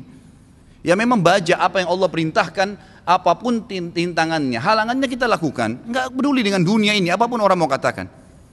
Akhwat kita di belakang sana, Kami butuh sebagai laki-laki seorang ibu seperti Nusaybah binti Ka'ab, sahabiat yang luar biasa. Pada saat jihad dikumandangkan, Nusaybah binti Ka'ab membangunkan suaminya tengah malam mengatakan, wahai suamiku besok jihad, ikutlah. Dibangunkan anak laki-lakinya 5 orang, semua dikatakan anak-anakku bangunlah, besok jihad, ibu pun akan ikut. Semuanya satu keluarga pergi jihad. Ini yang namanya mukminah, imannya baja. Bukan suaminya mau bangun sholat malam, sebentar mas, jangan bangun dulu. Malah kempes, dikempesin. Suaminya mau poligami, jangan, saya cemburu. Hukum Allah subhanahu wa ta'ala. Kita butuh wanita mukminah seperti Aisyah radhiyallahu anha. Waktu Nabi SAW menikah dengan Zainab, disambut oleh Aisyah dengan senyum, karena dia tahu ini hukum Allah, gitu kan? Masalahnya imannya iman baja, bukan iman kerupuk yang diketuk langsung pecah. Nah ini yang membuat umat Islam lemah, karena iman kita kendor, kempes, tidak ada apa-apa. Sedikit godaan syaitan, dibisikin sedikit langsung kendor. Pakai jilbab besar, kemudian digoda sama temannya, sedikit saja, oh kamu alim ya, ditinggalkan jilbabnya. Subhanallah. Kita butuh orang-orang mukmin dan mukminah yang hadir di majelis ilmu dengan iman baja. Memang mau mempelajari hukum Allah SWT halal haram. Sepertinya anda hadir ini iman baja namanya. Hadir di majelis ilmu sebagaimana orang-orang fasik. Mau berapa jam dari malam sampai subuh di diskotik, tidak rasa capek tuh. Kemarin ada ikhwah bilang sama saya, Ustadz antum gak capek dari pagi sampai malam ceramah? Saya bilang ya akhi, orang di diskotik dari malam habis isya pulang kantor, duduk nyanyi sampai kupingnya itu gendang kupingnya mungkin bisa pecah, musik dengan besar sampai subuh, minum khamr, mabuk, dia nggak rasa capek tuh, merasa oh saya tadi malam terhibur. Kenapa kita sebagai orang yang beriman tidak mengatakan saya terhibur dengan majelis ilmu, saya terhibur dengan bertemu dengan para ulama, dengan sholat malam, dengan membela agama Allah Subhanahu Wa Taala? Ini yang dibutuhkan, gitu kan?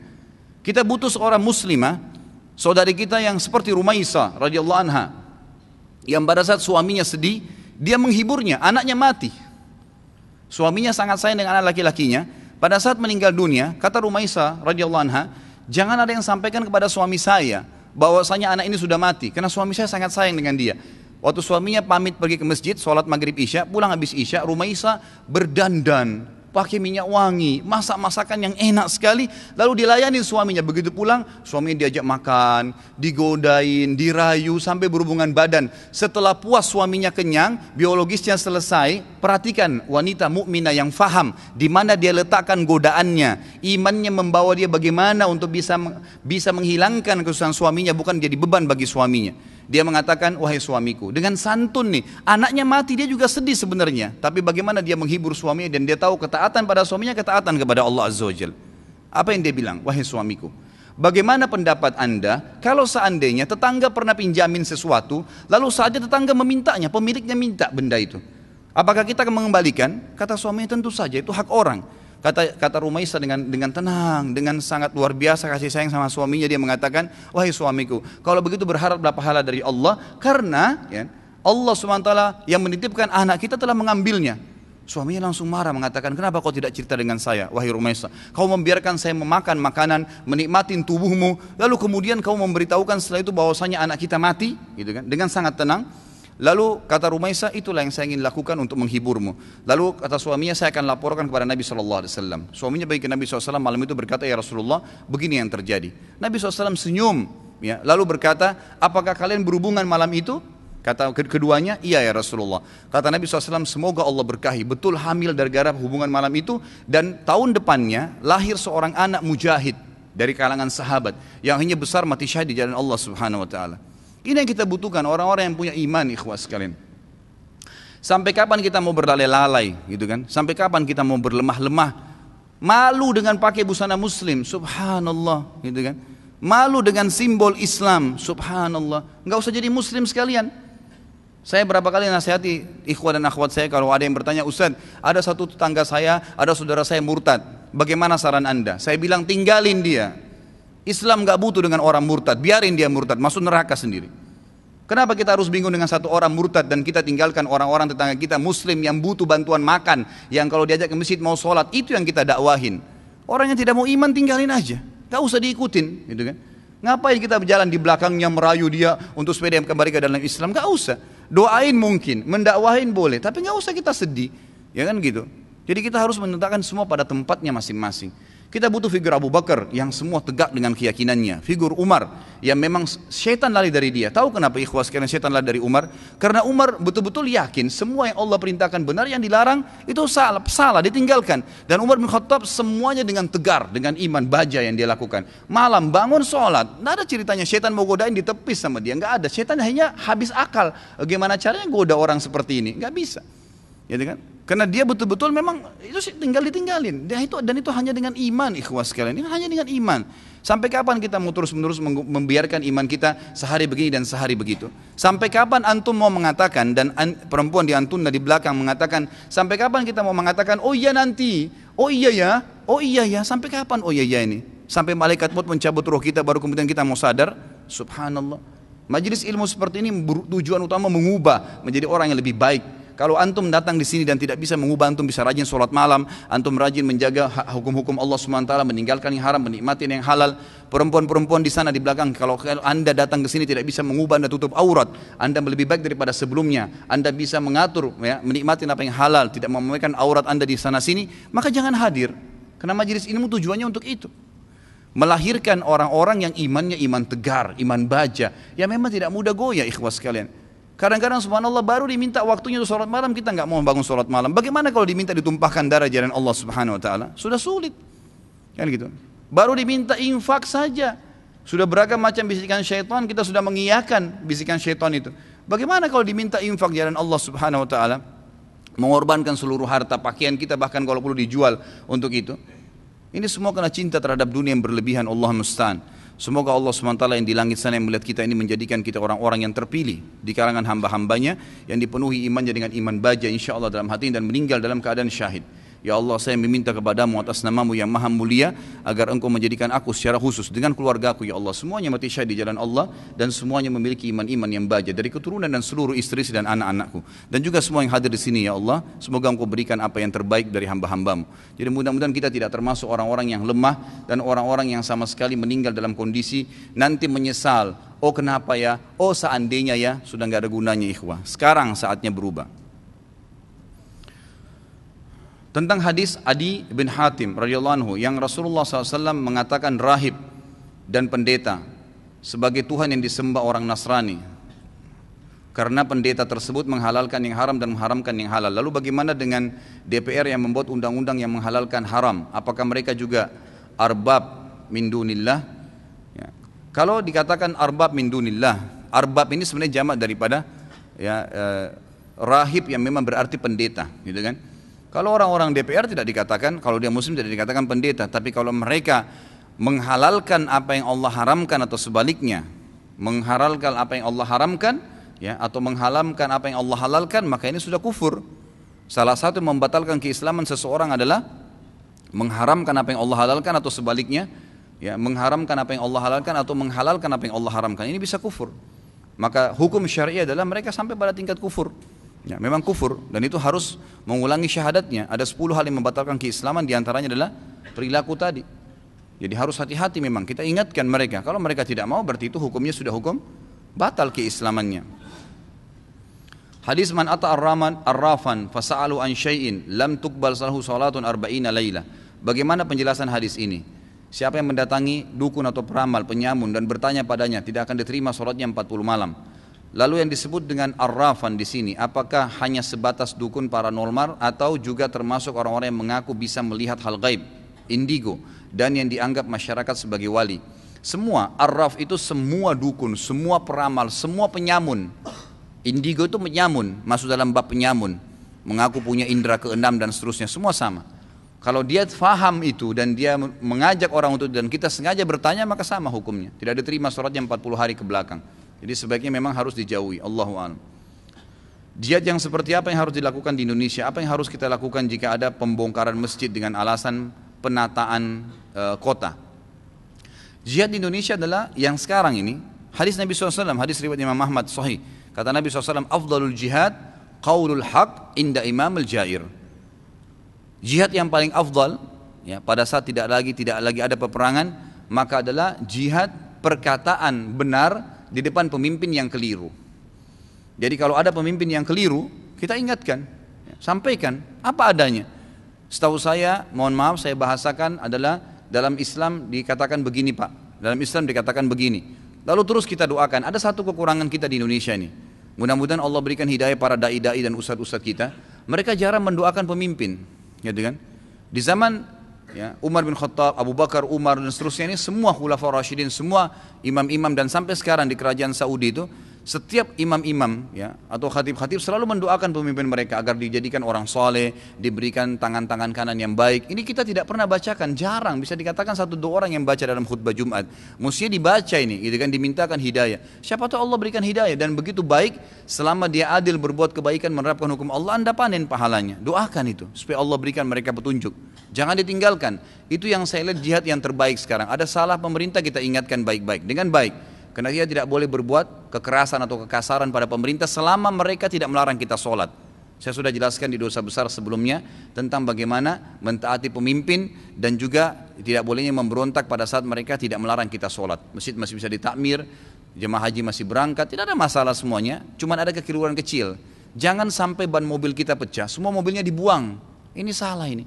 Ada banyak ikhwah karena terlalu semangat, pemerintah ini kafir. Dari mana kafirnya? Jelas pemerintah kita syahadat ngaku muslim, KTP-nya muslim. Bagaimana caranya Anda mengatakan dia kafir? Usama bin Zaid pernah jelas-jelas duel dengan satu orang kafir nih, jelas-jelas duel. Sudah saling hantam pedang, ya kan? Kalau bukan Usama memukul dia, maka dia yang dipukul. Maka Usama pun menangkis menyerang terus begitu. Kalau sampai pedangnya orang kafir ini kena Usama, Usama bisa mati radhiyallahu anhu.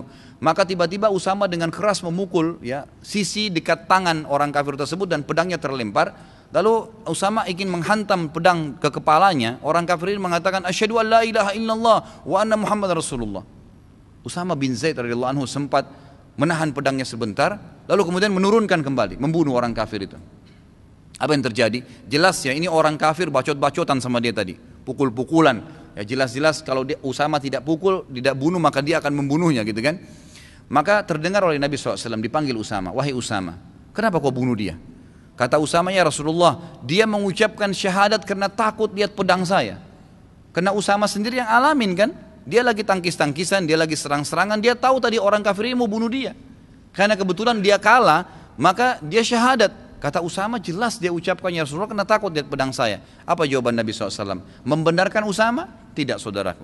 Kata Nabi SAW, asyaqaqta an qalbi. Apa kau belah dadanya dia hai Usama sampai kau tahu isinya dia bohong atau tidak? Lalu kata Usama, Nabi SAW ulangi lagi, asyaqaqta an qalbi. Apa kau belah dadanya hai Usama sehingga kau tahu isinya dia bohong atau tidak? Diulangi lagi, asyaqaqta an qalbi, hai Usama. Apa kau belah dadanya sehingga kau tahu dia benar atau tidak? Terus kata Usama, Nabi SAW ulangin sampai saya berharap mati saya masuk kuburan dan saya mati, tidak keluar lagi karena takutnya dengan kesalahan tersebut. Dan semenjak itu kata Usama, saya tidak berani mengangkat senjata di depan seorang muslim.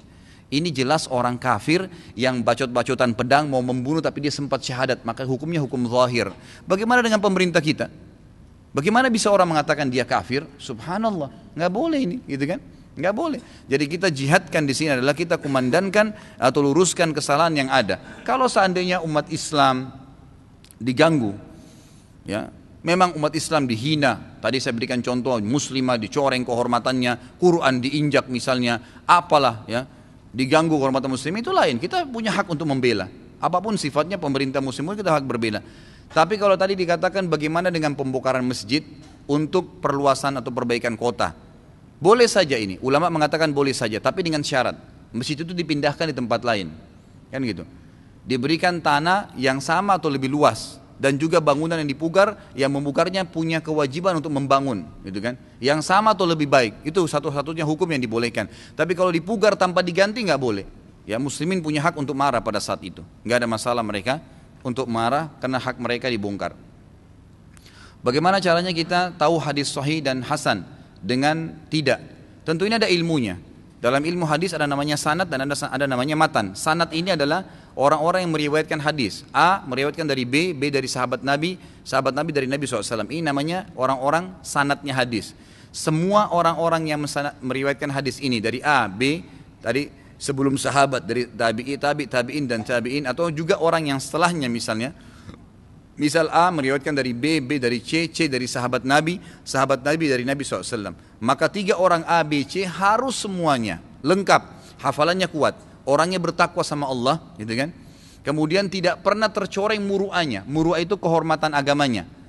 Tidak pernah bahkan minum berdiri, nggak pernah makan sambil jalan. Ini yang makruh-makruh nggak pernah dikerjain sama dia. Dan hafalannya kuat, gitu kan? Ini sering disebutkan dalam istilah hadis thiqah, sabtun, ya. Orang yang kokoh, yang baik, yang terjaga semuanya, gitu kan? Ini baru namanya hadisnya sahih. Kalau sanadnya semuanya bagus. Kalau ada di antara A, B, C, ada satu orang saja hafalannya lemah. Kadang-kadang dia kalau menyampaikan hadis di majelis ini lain, di majelis sana dia sampaikan lafadznya lain, gitu kan? Jadi dia bercampur baur hafalannya, turun dari jadi hasan. Kalau ada satu dari syarat hadis sahih yang kurang, maka turun jadi hasan. Kalau ada satu orang dari A, B, C yang pernah bohong, hadisnya dari hasan turun ke dhaif, lemah. Dan ini ditolak hadisnya karena dia pernah berbohong. Kata para ulama hadis, kalau ada satu orang pernah bohong, ditahu dalam riwayat hidupnya, maka hadisnya ditolak secara mutlak karena pasti dia akan mudah bohong tentang Nabi SAW, gitu kan? Maka ditolak sama sekali. Begitu cara mengetahuinya. Tentu ini ada bahasan sendiri ya. Mungkin kalau tidak salah saya sempat jelaskan di awal kelas hadis, mungkin sudah diangkat juga di YouTube masalah itu tentang ilmu mustalah hadis. Untuk orang yang baru belajar agama seperti saya, taunya hadis Bukhari dan Muslim itu semua sahih. Lalu bagaimana jika ada orang yang saya percaya menyampaikan hadis Bukhari dan Muslim, padahal hadis tersebut sebenarnya tidak ada. Lalu saya mengerjakan hadis bohong tersebut dengan niat karena Allah Subhanahu Wa Taala. Apakah saya berdosa atau dapat pahala, Pak Ustadz? Kalau Anda tidak tahu, insya Allah tidak ada masalah. Tapi kalau sudah tahu, Anda harus berhenti. Kan gitu. Anda harus berhenti dan berusaha untuk meluruskan kesalahan tersebut. Misal kita ingat pernah menyampaikan kepada siapa yang terlintas, minta kepada Allah SWT petunjuk dengan doa, ya Allah tunjukkan kepada saya orang yang pernah saya sampaikan keliru. Kita ingat siapa, telepon, SMS, saya pernah sampaikan hadis ini ternyata enggak benar, ya. Maka tolong jangan disebarkan, jangan diamalkan. Kita beristihad untuk itu. Makanya kita diberikan akal sehat, akal manusia untuk kita ya bertanya, gitu kan. Kalau memang kita ragu pun di hadis Bukhari di nomor berapa, Ustadz? Di nomor berapa Kiai, di nomor berapa Habib, tanya. Gitu kan? Bisakah saya kembali? Atau kalau kita tidak enak bertanya karena dianggap nanti tidak hormat pada guru, baik catat hadis itu, kemudian Anda cari sendiri. Sekarang alhamdulillah luar biasa untuk mencari hadis, gampang sekali gitu kan. Bagaimana di media ini sangat mudah untuk mencari. Anda mungkin tahu caranya, sudah tahu caranya, tinggal mencarinya itu sangat gampang. Kalau Anda temukan memang hadisnya ada, amalkan. Kalau tidak maka jangan diamalkan, gitu kan. Jika saya dapat pahala berarti berlaku juga dengan orang yang tidak pernah mendengar Islam. Maksudnya apa? Ya. Jika saya dapat pahala berarti berlaku juga dengan orang yang tidak pernah mendengar Islam. Saya tidak mengerti. Kalau seandainya yang dimaksud orang tidak pernah dengar Islam lalu berbuat baik diterima amalnya, ini tidak pernah, itu tidak mungkin. Ya, tidak mungkin. Karena syarat diterimanya amal harus dia syahadat. Jika saya berdosa padahal saya sudah capek-capek ngerjain, Pak Ustadz, dengan niat dapat pahala lagi, gitu kan. Jika tidak dapat pahala ataupun dosa, bukankah semua pekerjaan kita di dunia ada balasannya, Pak Ustadz, walaupun sebesar biji dzarrah? Jadi ini kembalikan kepada ilmu intinya. Kalau kita tahu bahwa itu kebaikan dan kita amalkan, sudah dipastikan kebenaran, kita amalkan dapat pahala. Kalau kita misalnya tadi bersangka baik dengan seseorang, kita anggap dia seorang guru lalu dia sampaikan, ternyata kita amalkan dan ketahuan setelahnya itu hadis tidak benar. Selama kita amalkan kita enggak berdosa, gitu kan? Dan dengan izin Allah, ya, kita diberikan petunjuk untuk ditinggalkan. Tinggalkan setelah kita tahu, jangan lagi diamalin. Seperti itulah. Ya, kurang lebih gambar. Ini yang saya tangkap dari pertanyaan tadi. Saya berikan penjelasan begitu. Tadi ketika dalam perjalanan ke sini saya melihat 3 orang sedang mengejar anjing peliharaannya. Karena saya menggunakan motor sebenarnya insya Allah saya bisa mengejar dan menangkapnya. Lalu memberikan ke pemiliknya. Namun karena saya takut kena najis anjing tersebut, saya tidak menangkap tapi hanya menghalau ke tepi jalan saja. Tapi anjing tersebut mengubah arahnya sehingga saya membiarkan dan melanjutkan perjalanan. Perbuatan saya salah atau tidak, Pak Ustaz? Ya tidak salah. Nah, tidak salah. Dan itu termasuk perbuatan yang baik. Ya tidak ada masalah itu. Anda membantu orang tidak ada masalah, gitu kan? Tapi di sini perlu saya titik beratkan. Kalau misalnya kan itu anjing dalam Islam tidak boleh dipelihara. Ya. Kalau seandainya Anda tahu bahwasanya anjing itu adalah anjing peliharaan dalam arti kata ditinggalkan di rumah, maka tidak usah terlibat. Tidak usah terlibat karena memang anjing yang dipelihara di rumah tidak boleh dalam Islam. Berarti menolong pun orang untuk mendapatkannya tidak ada pahalanya di situ. Tapi kalau seandainya anjing itu anjing berburu, sebagaimana Allah jelaskan dalam Al-Maidah ayat 4, anjing berburu itu biasanya memang dipakai berburu oleh dia. Lepas atau anjing yang digunakan untuk menjaga peternakan. Biasanya memang anjing-anjing ini ada anjing khusus memang. Makanya dibolehkan karena Al-Maidah ayat 4 membolehkannya. Bahkan Abu Hanifah mengatakan boleh seorang muslim menjual anjing tapi khusus anjing untuk berburu karena Allah membolehkan menggunakan anjing tersebut, gitu kan? Di dalam surah Al-Maidah ayat 4. Bisakah ahli sunnah hidup berdampingan dengan ahli bid'ah dengan cara saling menghargai keyakinan masing-masing? Sebenarnya kalau dikatakan bisa, ya bisa saja mungkin, gitu kan? Tetapi di sini ahli sunnah harus paham bahwasanya itu kemungkaran. Dia coba ingatkan. Selain ingatkan, selain ikhtiar, kita juga mendoakan, gitu kan? Berikan hadiah buku. Apalah upaya kita berikan? Ada orang subhanallah gampang dapat hidayah, disampaikan hadis dia terima. Ada orang enggak, mungkin kelima, penyampaian yang kelima, penyampaian yang ke-10. Kita enggak usah putus asa. Dan saya titik beratkan di sini ikhwas sekalian, agar dakwah Anda bisa diterima, gitu kan? Kita share dalam majelis ini, agar dakwah bisa diterima. Pertama, sampaikan dengan ikhlas, apa adanya, lillahi ta'ala. Allah akan bukakan hati orang-orang di depan Anda untuk menerimanya. Karena keikhlasan menjadi kunci dalam masalah ini. Jangan berharap balasan apapun dari mereka, berharap agar mereka menjadi amal-amal jariah buat Anda. Itu dulu. Sampaikan apa adanya, insya Allah dengan retorika yang kita mampu semampunya, gitu kan? Saya yakin semua dai-dai merasakan itu. Seperti saya bicara atau teman-teman bicara, saya yakin mungkin kita tidak menyusun semua kata-kata ini. Tiba-tiba ngalir begitu saja. Tinggal diikuti dengan bagaimana mengikhlaskan niat, Allah akan mudahkan itu. Itu yang pertama.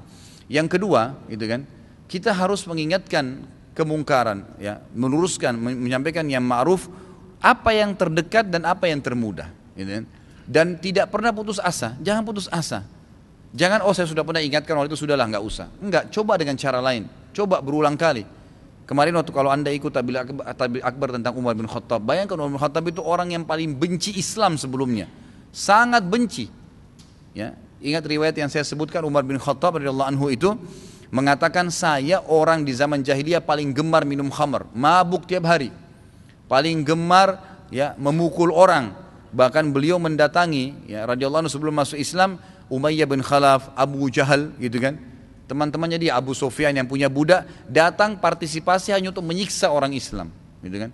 Sampai waktu Ummu Abdillah, ya, teman dekat, kerabat dekatnya Umar bin Khattab hijrah ke Habasyah bersama suaminya Amir dan anaknya Abdullah, lewat lembah-lembah, gitu kan. Waktu itu Umar bin Khattab dan tokoh-tokoh Mekah tahu orang muslimin akan hijrah ke Habasyah ini, jadi dijaga. Ada yang ketangkap langsung dihukum, ada yang dibunuh, ada yang digebukin, gitu kan. Ummu Abdillah ini dari suku Adi, dari sukunya Umar bin Khattab. Waktu dia jalan malam-malam menggendong anaknya masih kecil Abdullah, dia bawa tasnya, suaminya sudah nunggu di sebuah lembah di luar kota Mekah. Begitu mau keluar pintu gerbang Mekah dari lembah, sebuah lembah, Umar bin Khattab depannya. Lalu Ummu Abdillah mengatakan, ada apa wahai Ibnu Khattab? Umar mengatakan, pertama kali Umar lembut dengan ya muslimin. Apa yang dia bilang? Mau kemana Ummu Abdillah? Ummu Abdillah mengatakan, kami ingin hijrah. Saya ingin hijrah, mau pergi. Di Mekah kami enggak boleh beribadah dengan kalian, kenapa hijrah juga kalian larang, gitu kan?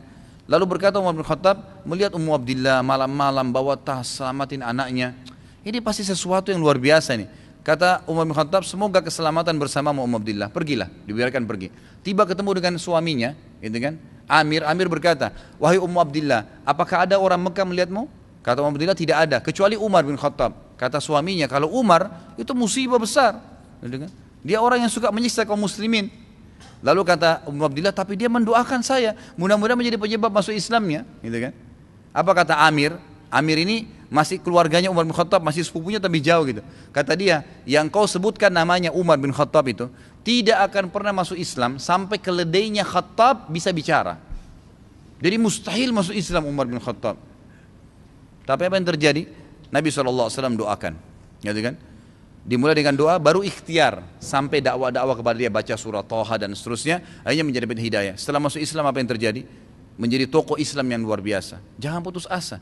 Mungkin orang yang Anda anggap selama ini tiap malam mabuk di sebuah diskotik yang Anda selama ini tinggalkan, ternyata mungkin pada saat dia sadar Allah berhasil menyentuh hatinya dengan iman, dan iman ini bisa mengubah keadaan orang yang luar biasa. Kemudian dia jadi baik. Dia jadi baik. Selama dia jadi baik Anda dapat pahalanya. Dan siapa yang tahu, mungkin tiba-tiba dia menjadi seorang alim yang luar biasa. Kan gitu. Berapa banyak ulama-ulama kita seperti Fudail bin Iyad. Fudail bin Iyad itu seorang ulama tabi'in. Semua ya nasihat-nasihat yang berbau mengingatkan akhirat, menambah iman, selalu namanya Fudail bin Iyad tertera. Anda tahu siapa orang ini? Fudail bin Iyad ini adalah bekas perampok jalanan. Sadar, gitu kan? Mungkin sebagian ikhwah sudah tahu kisahnya. Malam-malam pernah dia mau mencuri di rumah seseorang, gitu kan, di salah satu kota Irak, di Basra. Kemudian dia naik tembok mau mencuri. Orang pemilik rumah lagi sholat malam. Lalu dia bacakan ayat Al-Quran, alam ya'ni lilladzina amanu an takhsha qulubum li dzikrillah wa ma nazala minal haqq, gitu kan. Bukankah belum tibakah saatnya ayat-ayat yang turun dari Allah itu menyentuh hati orang-orang yang beriman dan apa yang diturunkan dari kebenaran? Tiba-tiba semua tersentuh dengan ayat itu. Fudail bin Iyad tiba-tiba menjadi lemas, turun dari tembok rumah orang tersebut sambil menangis dan bingung tidak tahu mau kemana, gitu kan. Tersentuh dengan bacaan ayat, satu ayat saja Allah berikan hidayah. Lalu dia masuk ke dalam masjid. Dia tidak tahu sholat waktu itu, nggak tahu wudu, nggak tahu apa-apa. Ini perampok. Pas menjelang subuh, marbot masjid datang, nyalain obor, gitu kan? Mau azan, didekatin ada orang. Begitu dekat dilihat Fudail bin Iyad, lari marbotnya. Perampok, gitu kan? Kata marbotnya, lari keluar. Sampai waktu itu azan subuh sempat tertunda. Orang sudah kumpul semua dekat masjid. Lalu marbotnya bilang, jangan masuk, ada Fudail bin Iyad. Orang tahu namanya perampok jalanan. Satu orang biasa menahan berapa orang gitu, dibunuh sama dia, diambil hartanya. Memang perampok jalanan. Lalu pada saat itu mereka bilang, waktu lagi nunggu ini kalau kita biarin, maka nanti kita nggak sholat subuh. Kita masuk aja, kalau dia niat jahat kita keroyokin aja di masjid, gitu kan. Waktu mereka masuk, mereka dapatkan Fudail bin Iyad lagi di mihrab, lagi nangis. Lalu didekatin, dia lagi nangis di perampok. Didatangin, kenapa kau menangis hai Fudail? Dia bilang saya taubat kepada Allah. Orang semua bertakbir, diajarin wudu, gitu kan. Setelah diajarin wudu lalu dia sholat subuh bersama. Mulai semenjak itu dia terus belajar agama. Subhanallah, dengan taubat nasuha kepada Allah Azza wa Jalla, Fudail bin Iyad menjadi ulamanya muslimin. Ulama terkenal sekali. Sampai saya bilang tadi tidak ada kata-kata mutiara yang mengingatkan masalah akhirat dan surga serta kematian dan neraka kecuali namanya Fudail tertulis. Kalau anda temukan namanya Fudail bin Iyad, ini orangnya dan ini kisahnya. Luar biasa. Jadi orang sejahat apapun, bukan mustahil hidayah datang kepada dia. Jadi jangan putus asa untuk berdakwah dan jangan ikhwah sekalian dan akhwat, setelah anda faham sunnah, anda malah tidak senyum dengan orang, anda malah tidak jenguk orang sakit, anda malah kasar, anda malah seperti orang yang eksklusif. Jangan, justru anda harus supel, senyum dengan orang, bantu, ulurkan tangan. Kalau dulu kita pelit, sekarang kita harus ulurkan tangan. Kalau kita dulu membantu 1 juta, kita sekarang membantu 100 juta. Lebih banyak gitu, lebih banyak supel dengan orang, jenguk orang sakit, bantu kerabat, senyum dengan mereka sehingga mereka melihat, oh ternyata simbol Islam ini jenggot seseorang tidak isbal, wanita yang bercadar atau pakai jilbab besar ini ternyata lebih baik ya, gitu kan? Bukan lebih eksklusif.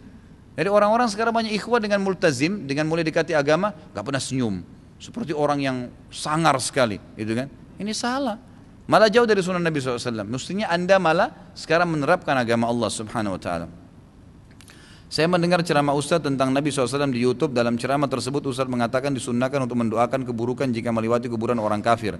Apa bunyi doanya Ustaz?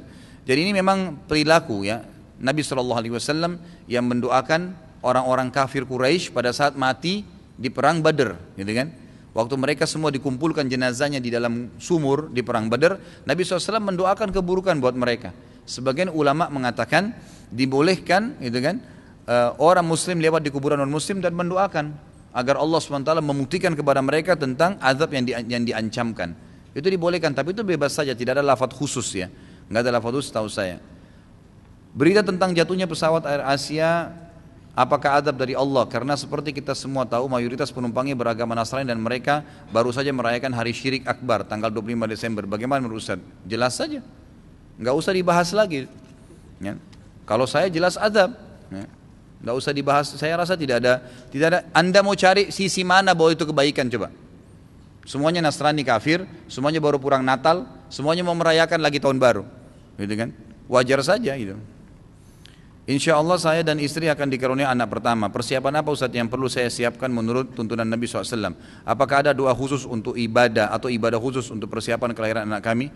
Setahu saya nggak ada, sama sekali nggak ada. Anda tinggal berdoa agar diberikan anak yang soleh atau soleha, gitu kan? Pada saat dia lahir anda berikan haknya. Haknya adalah menyembelihkan kambing untuknya, akikah, pada hari ke-7 lahirnya. Hari ini lahir dihitung mulai hari ini hari pertama. 7 hari ke depan, gitu kan? Ya, 6 hari ke depan, 7 hari dengan hari dia lahir. Itu laki-laki 2 ekor kambing, anak perempuan 1 ekor kambing. Yang sempurna dan umurnya minimal 1 tahun kalau kambing dan 6 bulan kalau domba. Tidak boleh diganti hewan lain. Kemudian yang kedua, mentahniknya dari hari pertama sampai sebulan. Ada ulama mengatakan sebulan, ada yang mengatakan seminggu. Tahnik itu mengunyah kurma sampai halus, menempelkan di langit-langit, ya gusinya, gitu kan. Yang halus sekali ya, itu sunnah. Ya, boleh juga mengambil tahnik dari orang soleh, karena para sahabat membawa anak-anak mereka yang baru lahir ke Nabi SAW, lalu Nabi SAW mentahniknya, mengunyah kurma kemudian memasukkan di langit-langit mereka.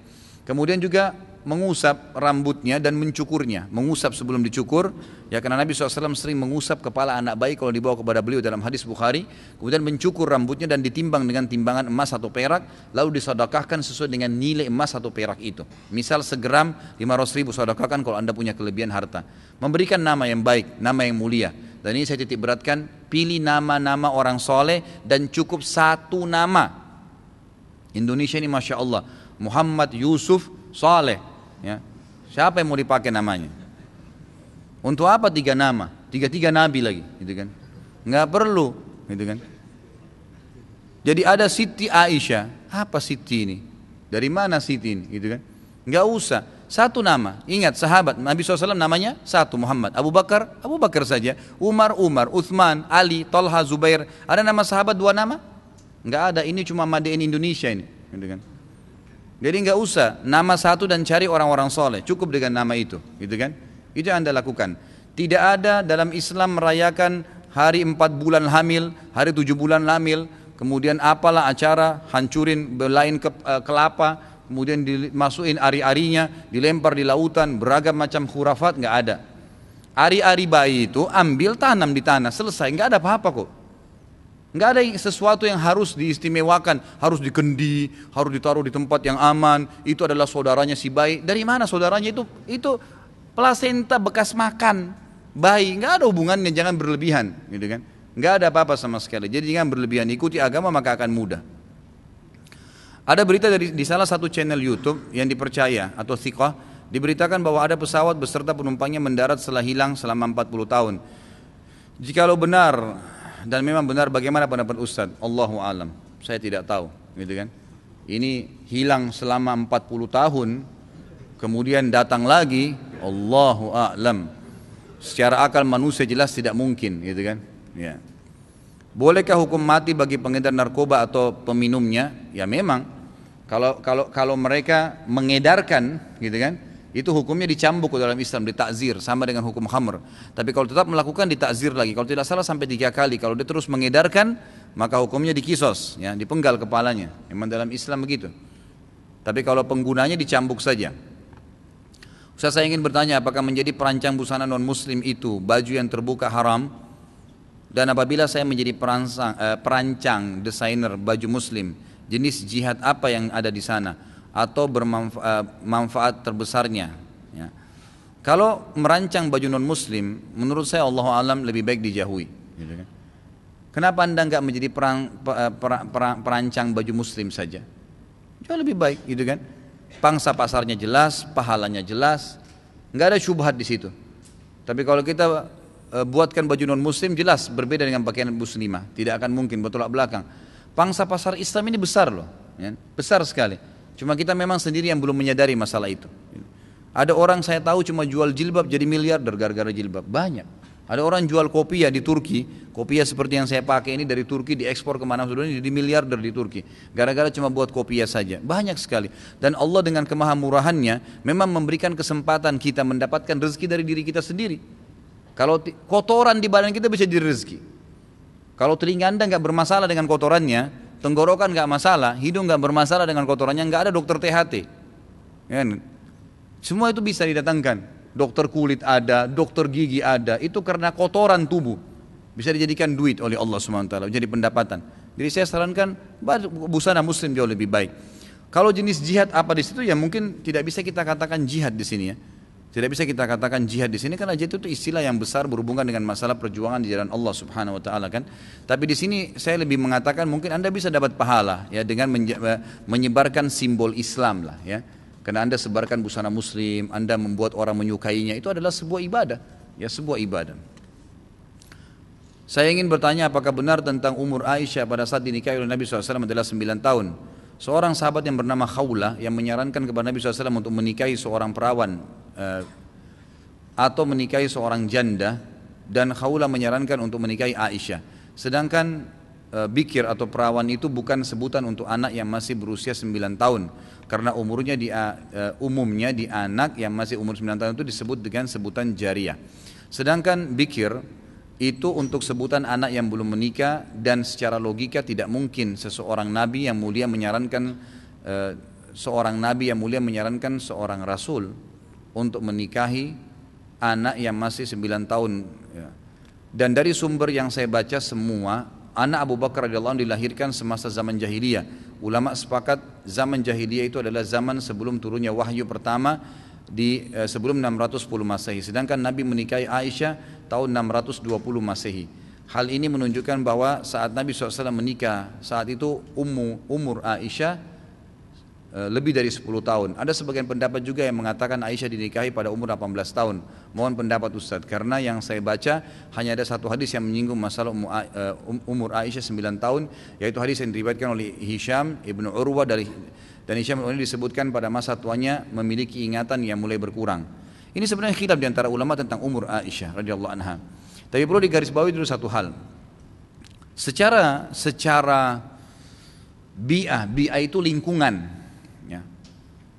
Di wilayah-wilayah yang padang pasir, wilayah negara Arab, wilayah Persia, Afghanistan, Pakistan, Irak, semua itu wilayah Persia, Rusia, umumnya kalau Anda lihat survei negaranya masing-masing, memang anak perempuan itu balik itu mulai ada yang balik umur 7 tahun.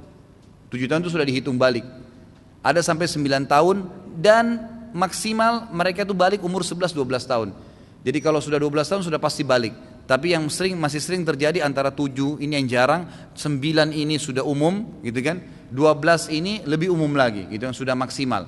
Itu sudah umum. Kalau mungkin di Indonesia karena lingkungannya bianya tidak sepanas keadaan cuaca, makanan mungkin, lingkungan, mungkin gennya, mungkin masih ada umur 14 tahun baru balik, itu wajar-wajar saja. Kalau riwayat yang menjelaskan Nabi SAW menikahi Aisyah pada saat umur 9 tahun, itu diterima oleh para ulama. Diterima oleh para ulama karena itu riwayat menyebutkan tentang masalah pernikahan Nabi SAW dan tidak dihubungkan tentang masalah hukum syar'i khusus di situ ya. Karena di sini maksudnya secara khusus dianggap sebagai hukum syar'i, Nabi perintahin untuk menikah dengan anak 9 tahun, tidak. Nabi SAW menikahi Aisyah pada saat itu karena penawaran dari Abu Bakar. Sebagaimana sabda Nabi SAW, Abu Bakar adalah orang yang terdekat denganku, dia telah mendukungku dengan hartanya dan dia juga telah menikahkan aku dengan anaknya. Itu riwayat. Ini riwayat yang jelas disebutkan tadi ya, yang ada perawinya. Kalau orang yang membantah mengatakan Aisyah dinikahi di atas umur 9 tahun, malah tidak ada dalilnya.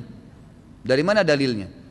Kalau dia mengatakan tadi dalilnya Nabi SAW menikahi Aisyah 620 Masehi, yang saya ketahui Aisyah dinikahi oleh Nabi SAW tahun 2 Hijriah, sebelum perang Badar, gitu kan? Sebelum perang Badar. Dan waktu Nabi SAW akan hijrah ke Madinah, memang Aisyah masih anak-anak waktu itu. Tapi tidak disebutkan umurnya ya.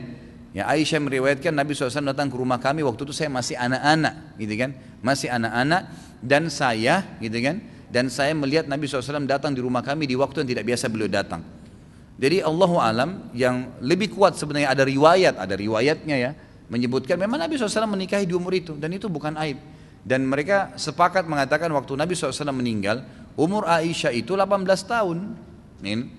Makanya pernah ada seorang sahabat yang bernama, kalau tidak salah Safwan, yang berkata, saya akan menikahi Aisyah setelah Nabi SAW meninggal. Kalau Nabi meninggal saya ingin nikahi, karena saya ingin mendapatkan ya berkah dari pernikahan Nabi SAW, dari istri Nabi SAW. Lalu turunlah ayat yang mengharamkan menikahi istri-istri Nabi, gitu kan?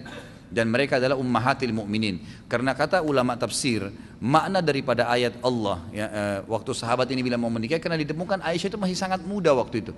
Waktu Nabi SAW sakit, itu beliau sangat muda, umur sekitar belasan tahun, gitu kan? Umurnya itu belasan tahun. Ini yang saya ketahui, Allahu a'lam. Saya berobat pada seorang wanita, praktek alternatif yang diiklankan sebuah surat kabar. Apakah bid'ah? Ya.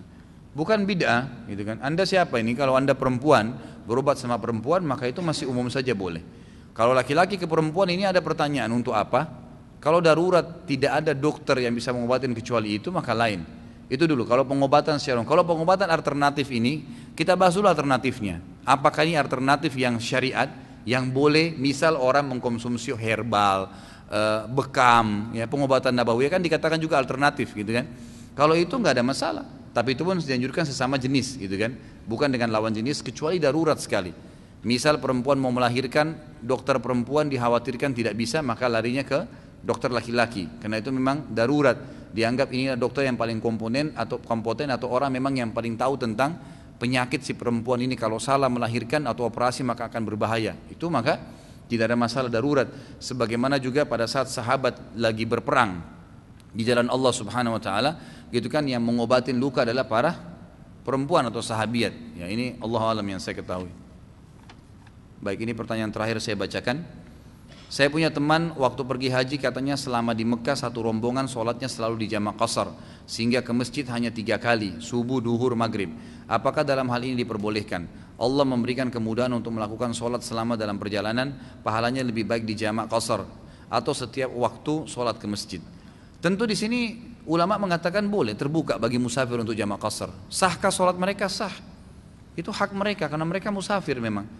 Ya, orang umroh itu atau orang haji itu dihitung perjalanan safar, boleh saja gitu kan. Jadi kalau yang saya tahu sekarang fatwa ulama adalah dibuka kesempatan bagi orang haji atau umrah, kalau mereka mau jamak qasar silahkan gitu kan. Tapi kalau jamak qasar berarti sholat sunnahnya gugur gitu kan. Tapi kalau mereka mau ikut itmam, mereka boleh ikut, sempurnakan sholat, tergantung kondisi dan keadaannya. Bolehkah seseorang meminjamkan uang tetapi dengan cara menggadaikan satu barang, misal emas, HP?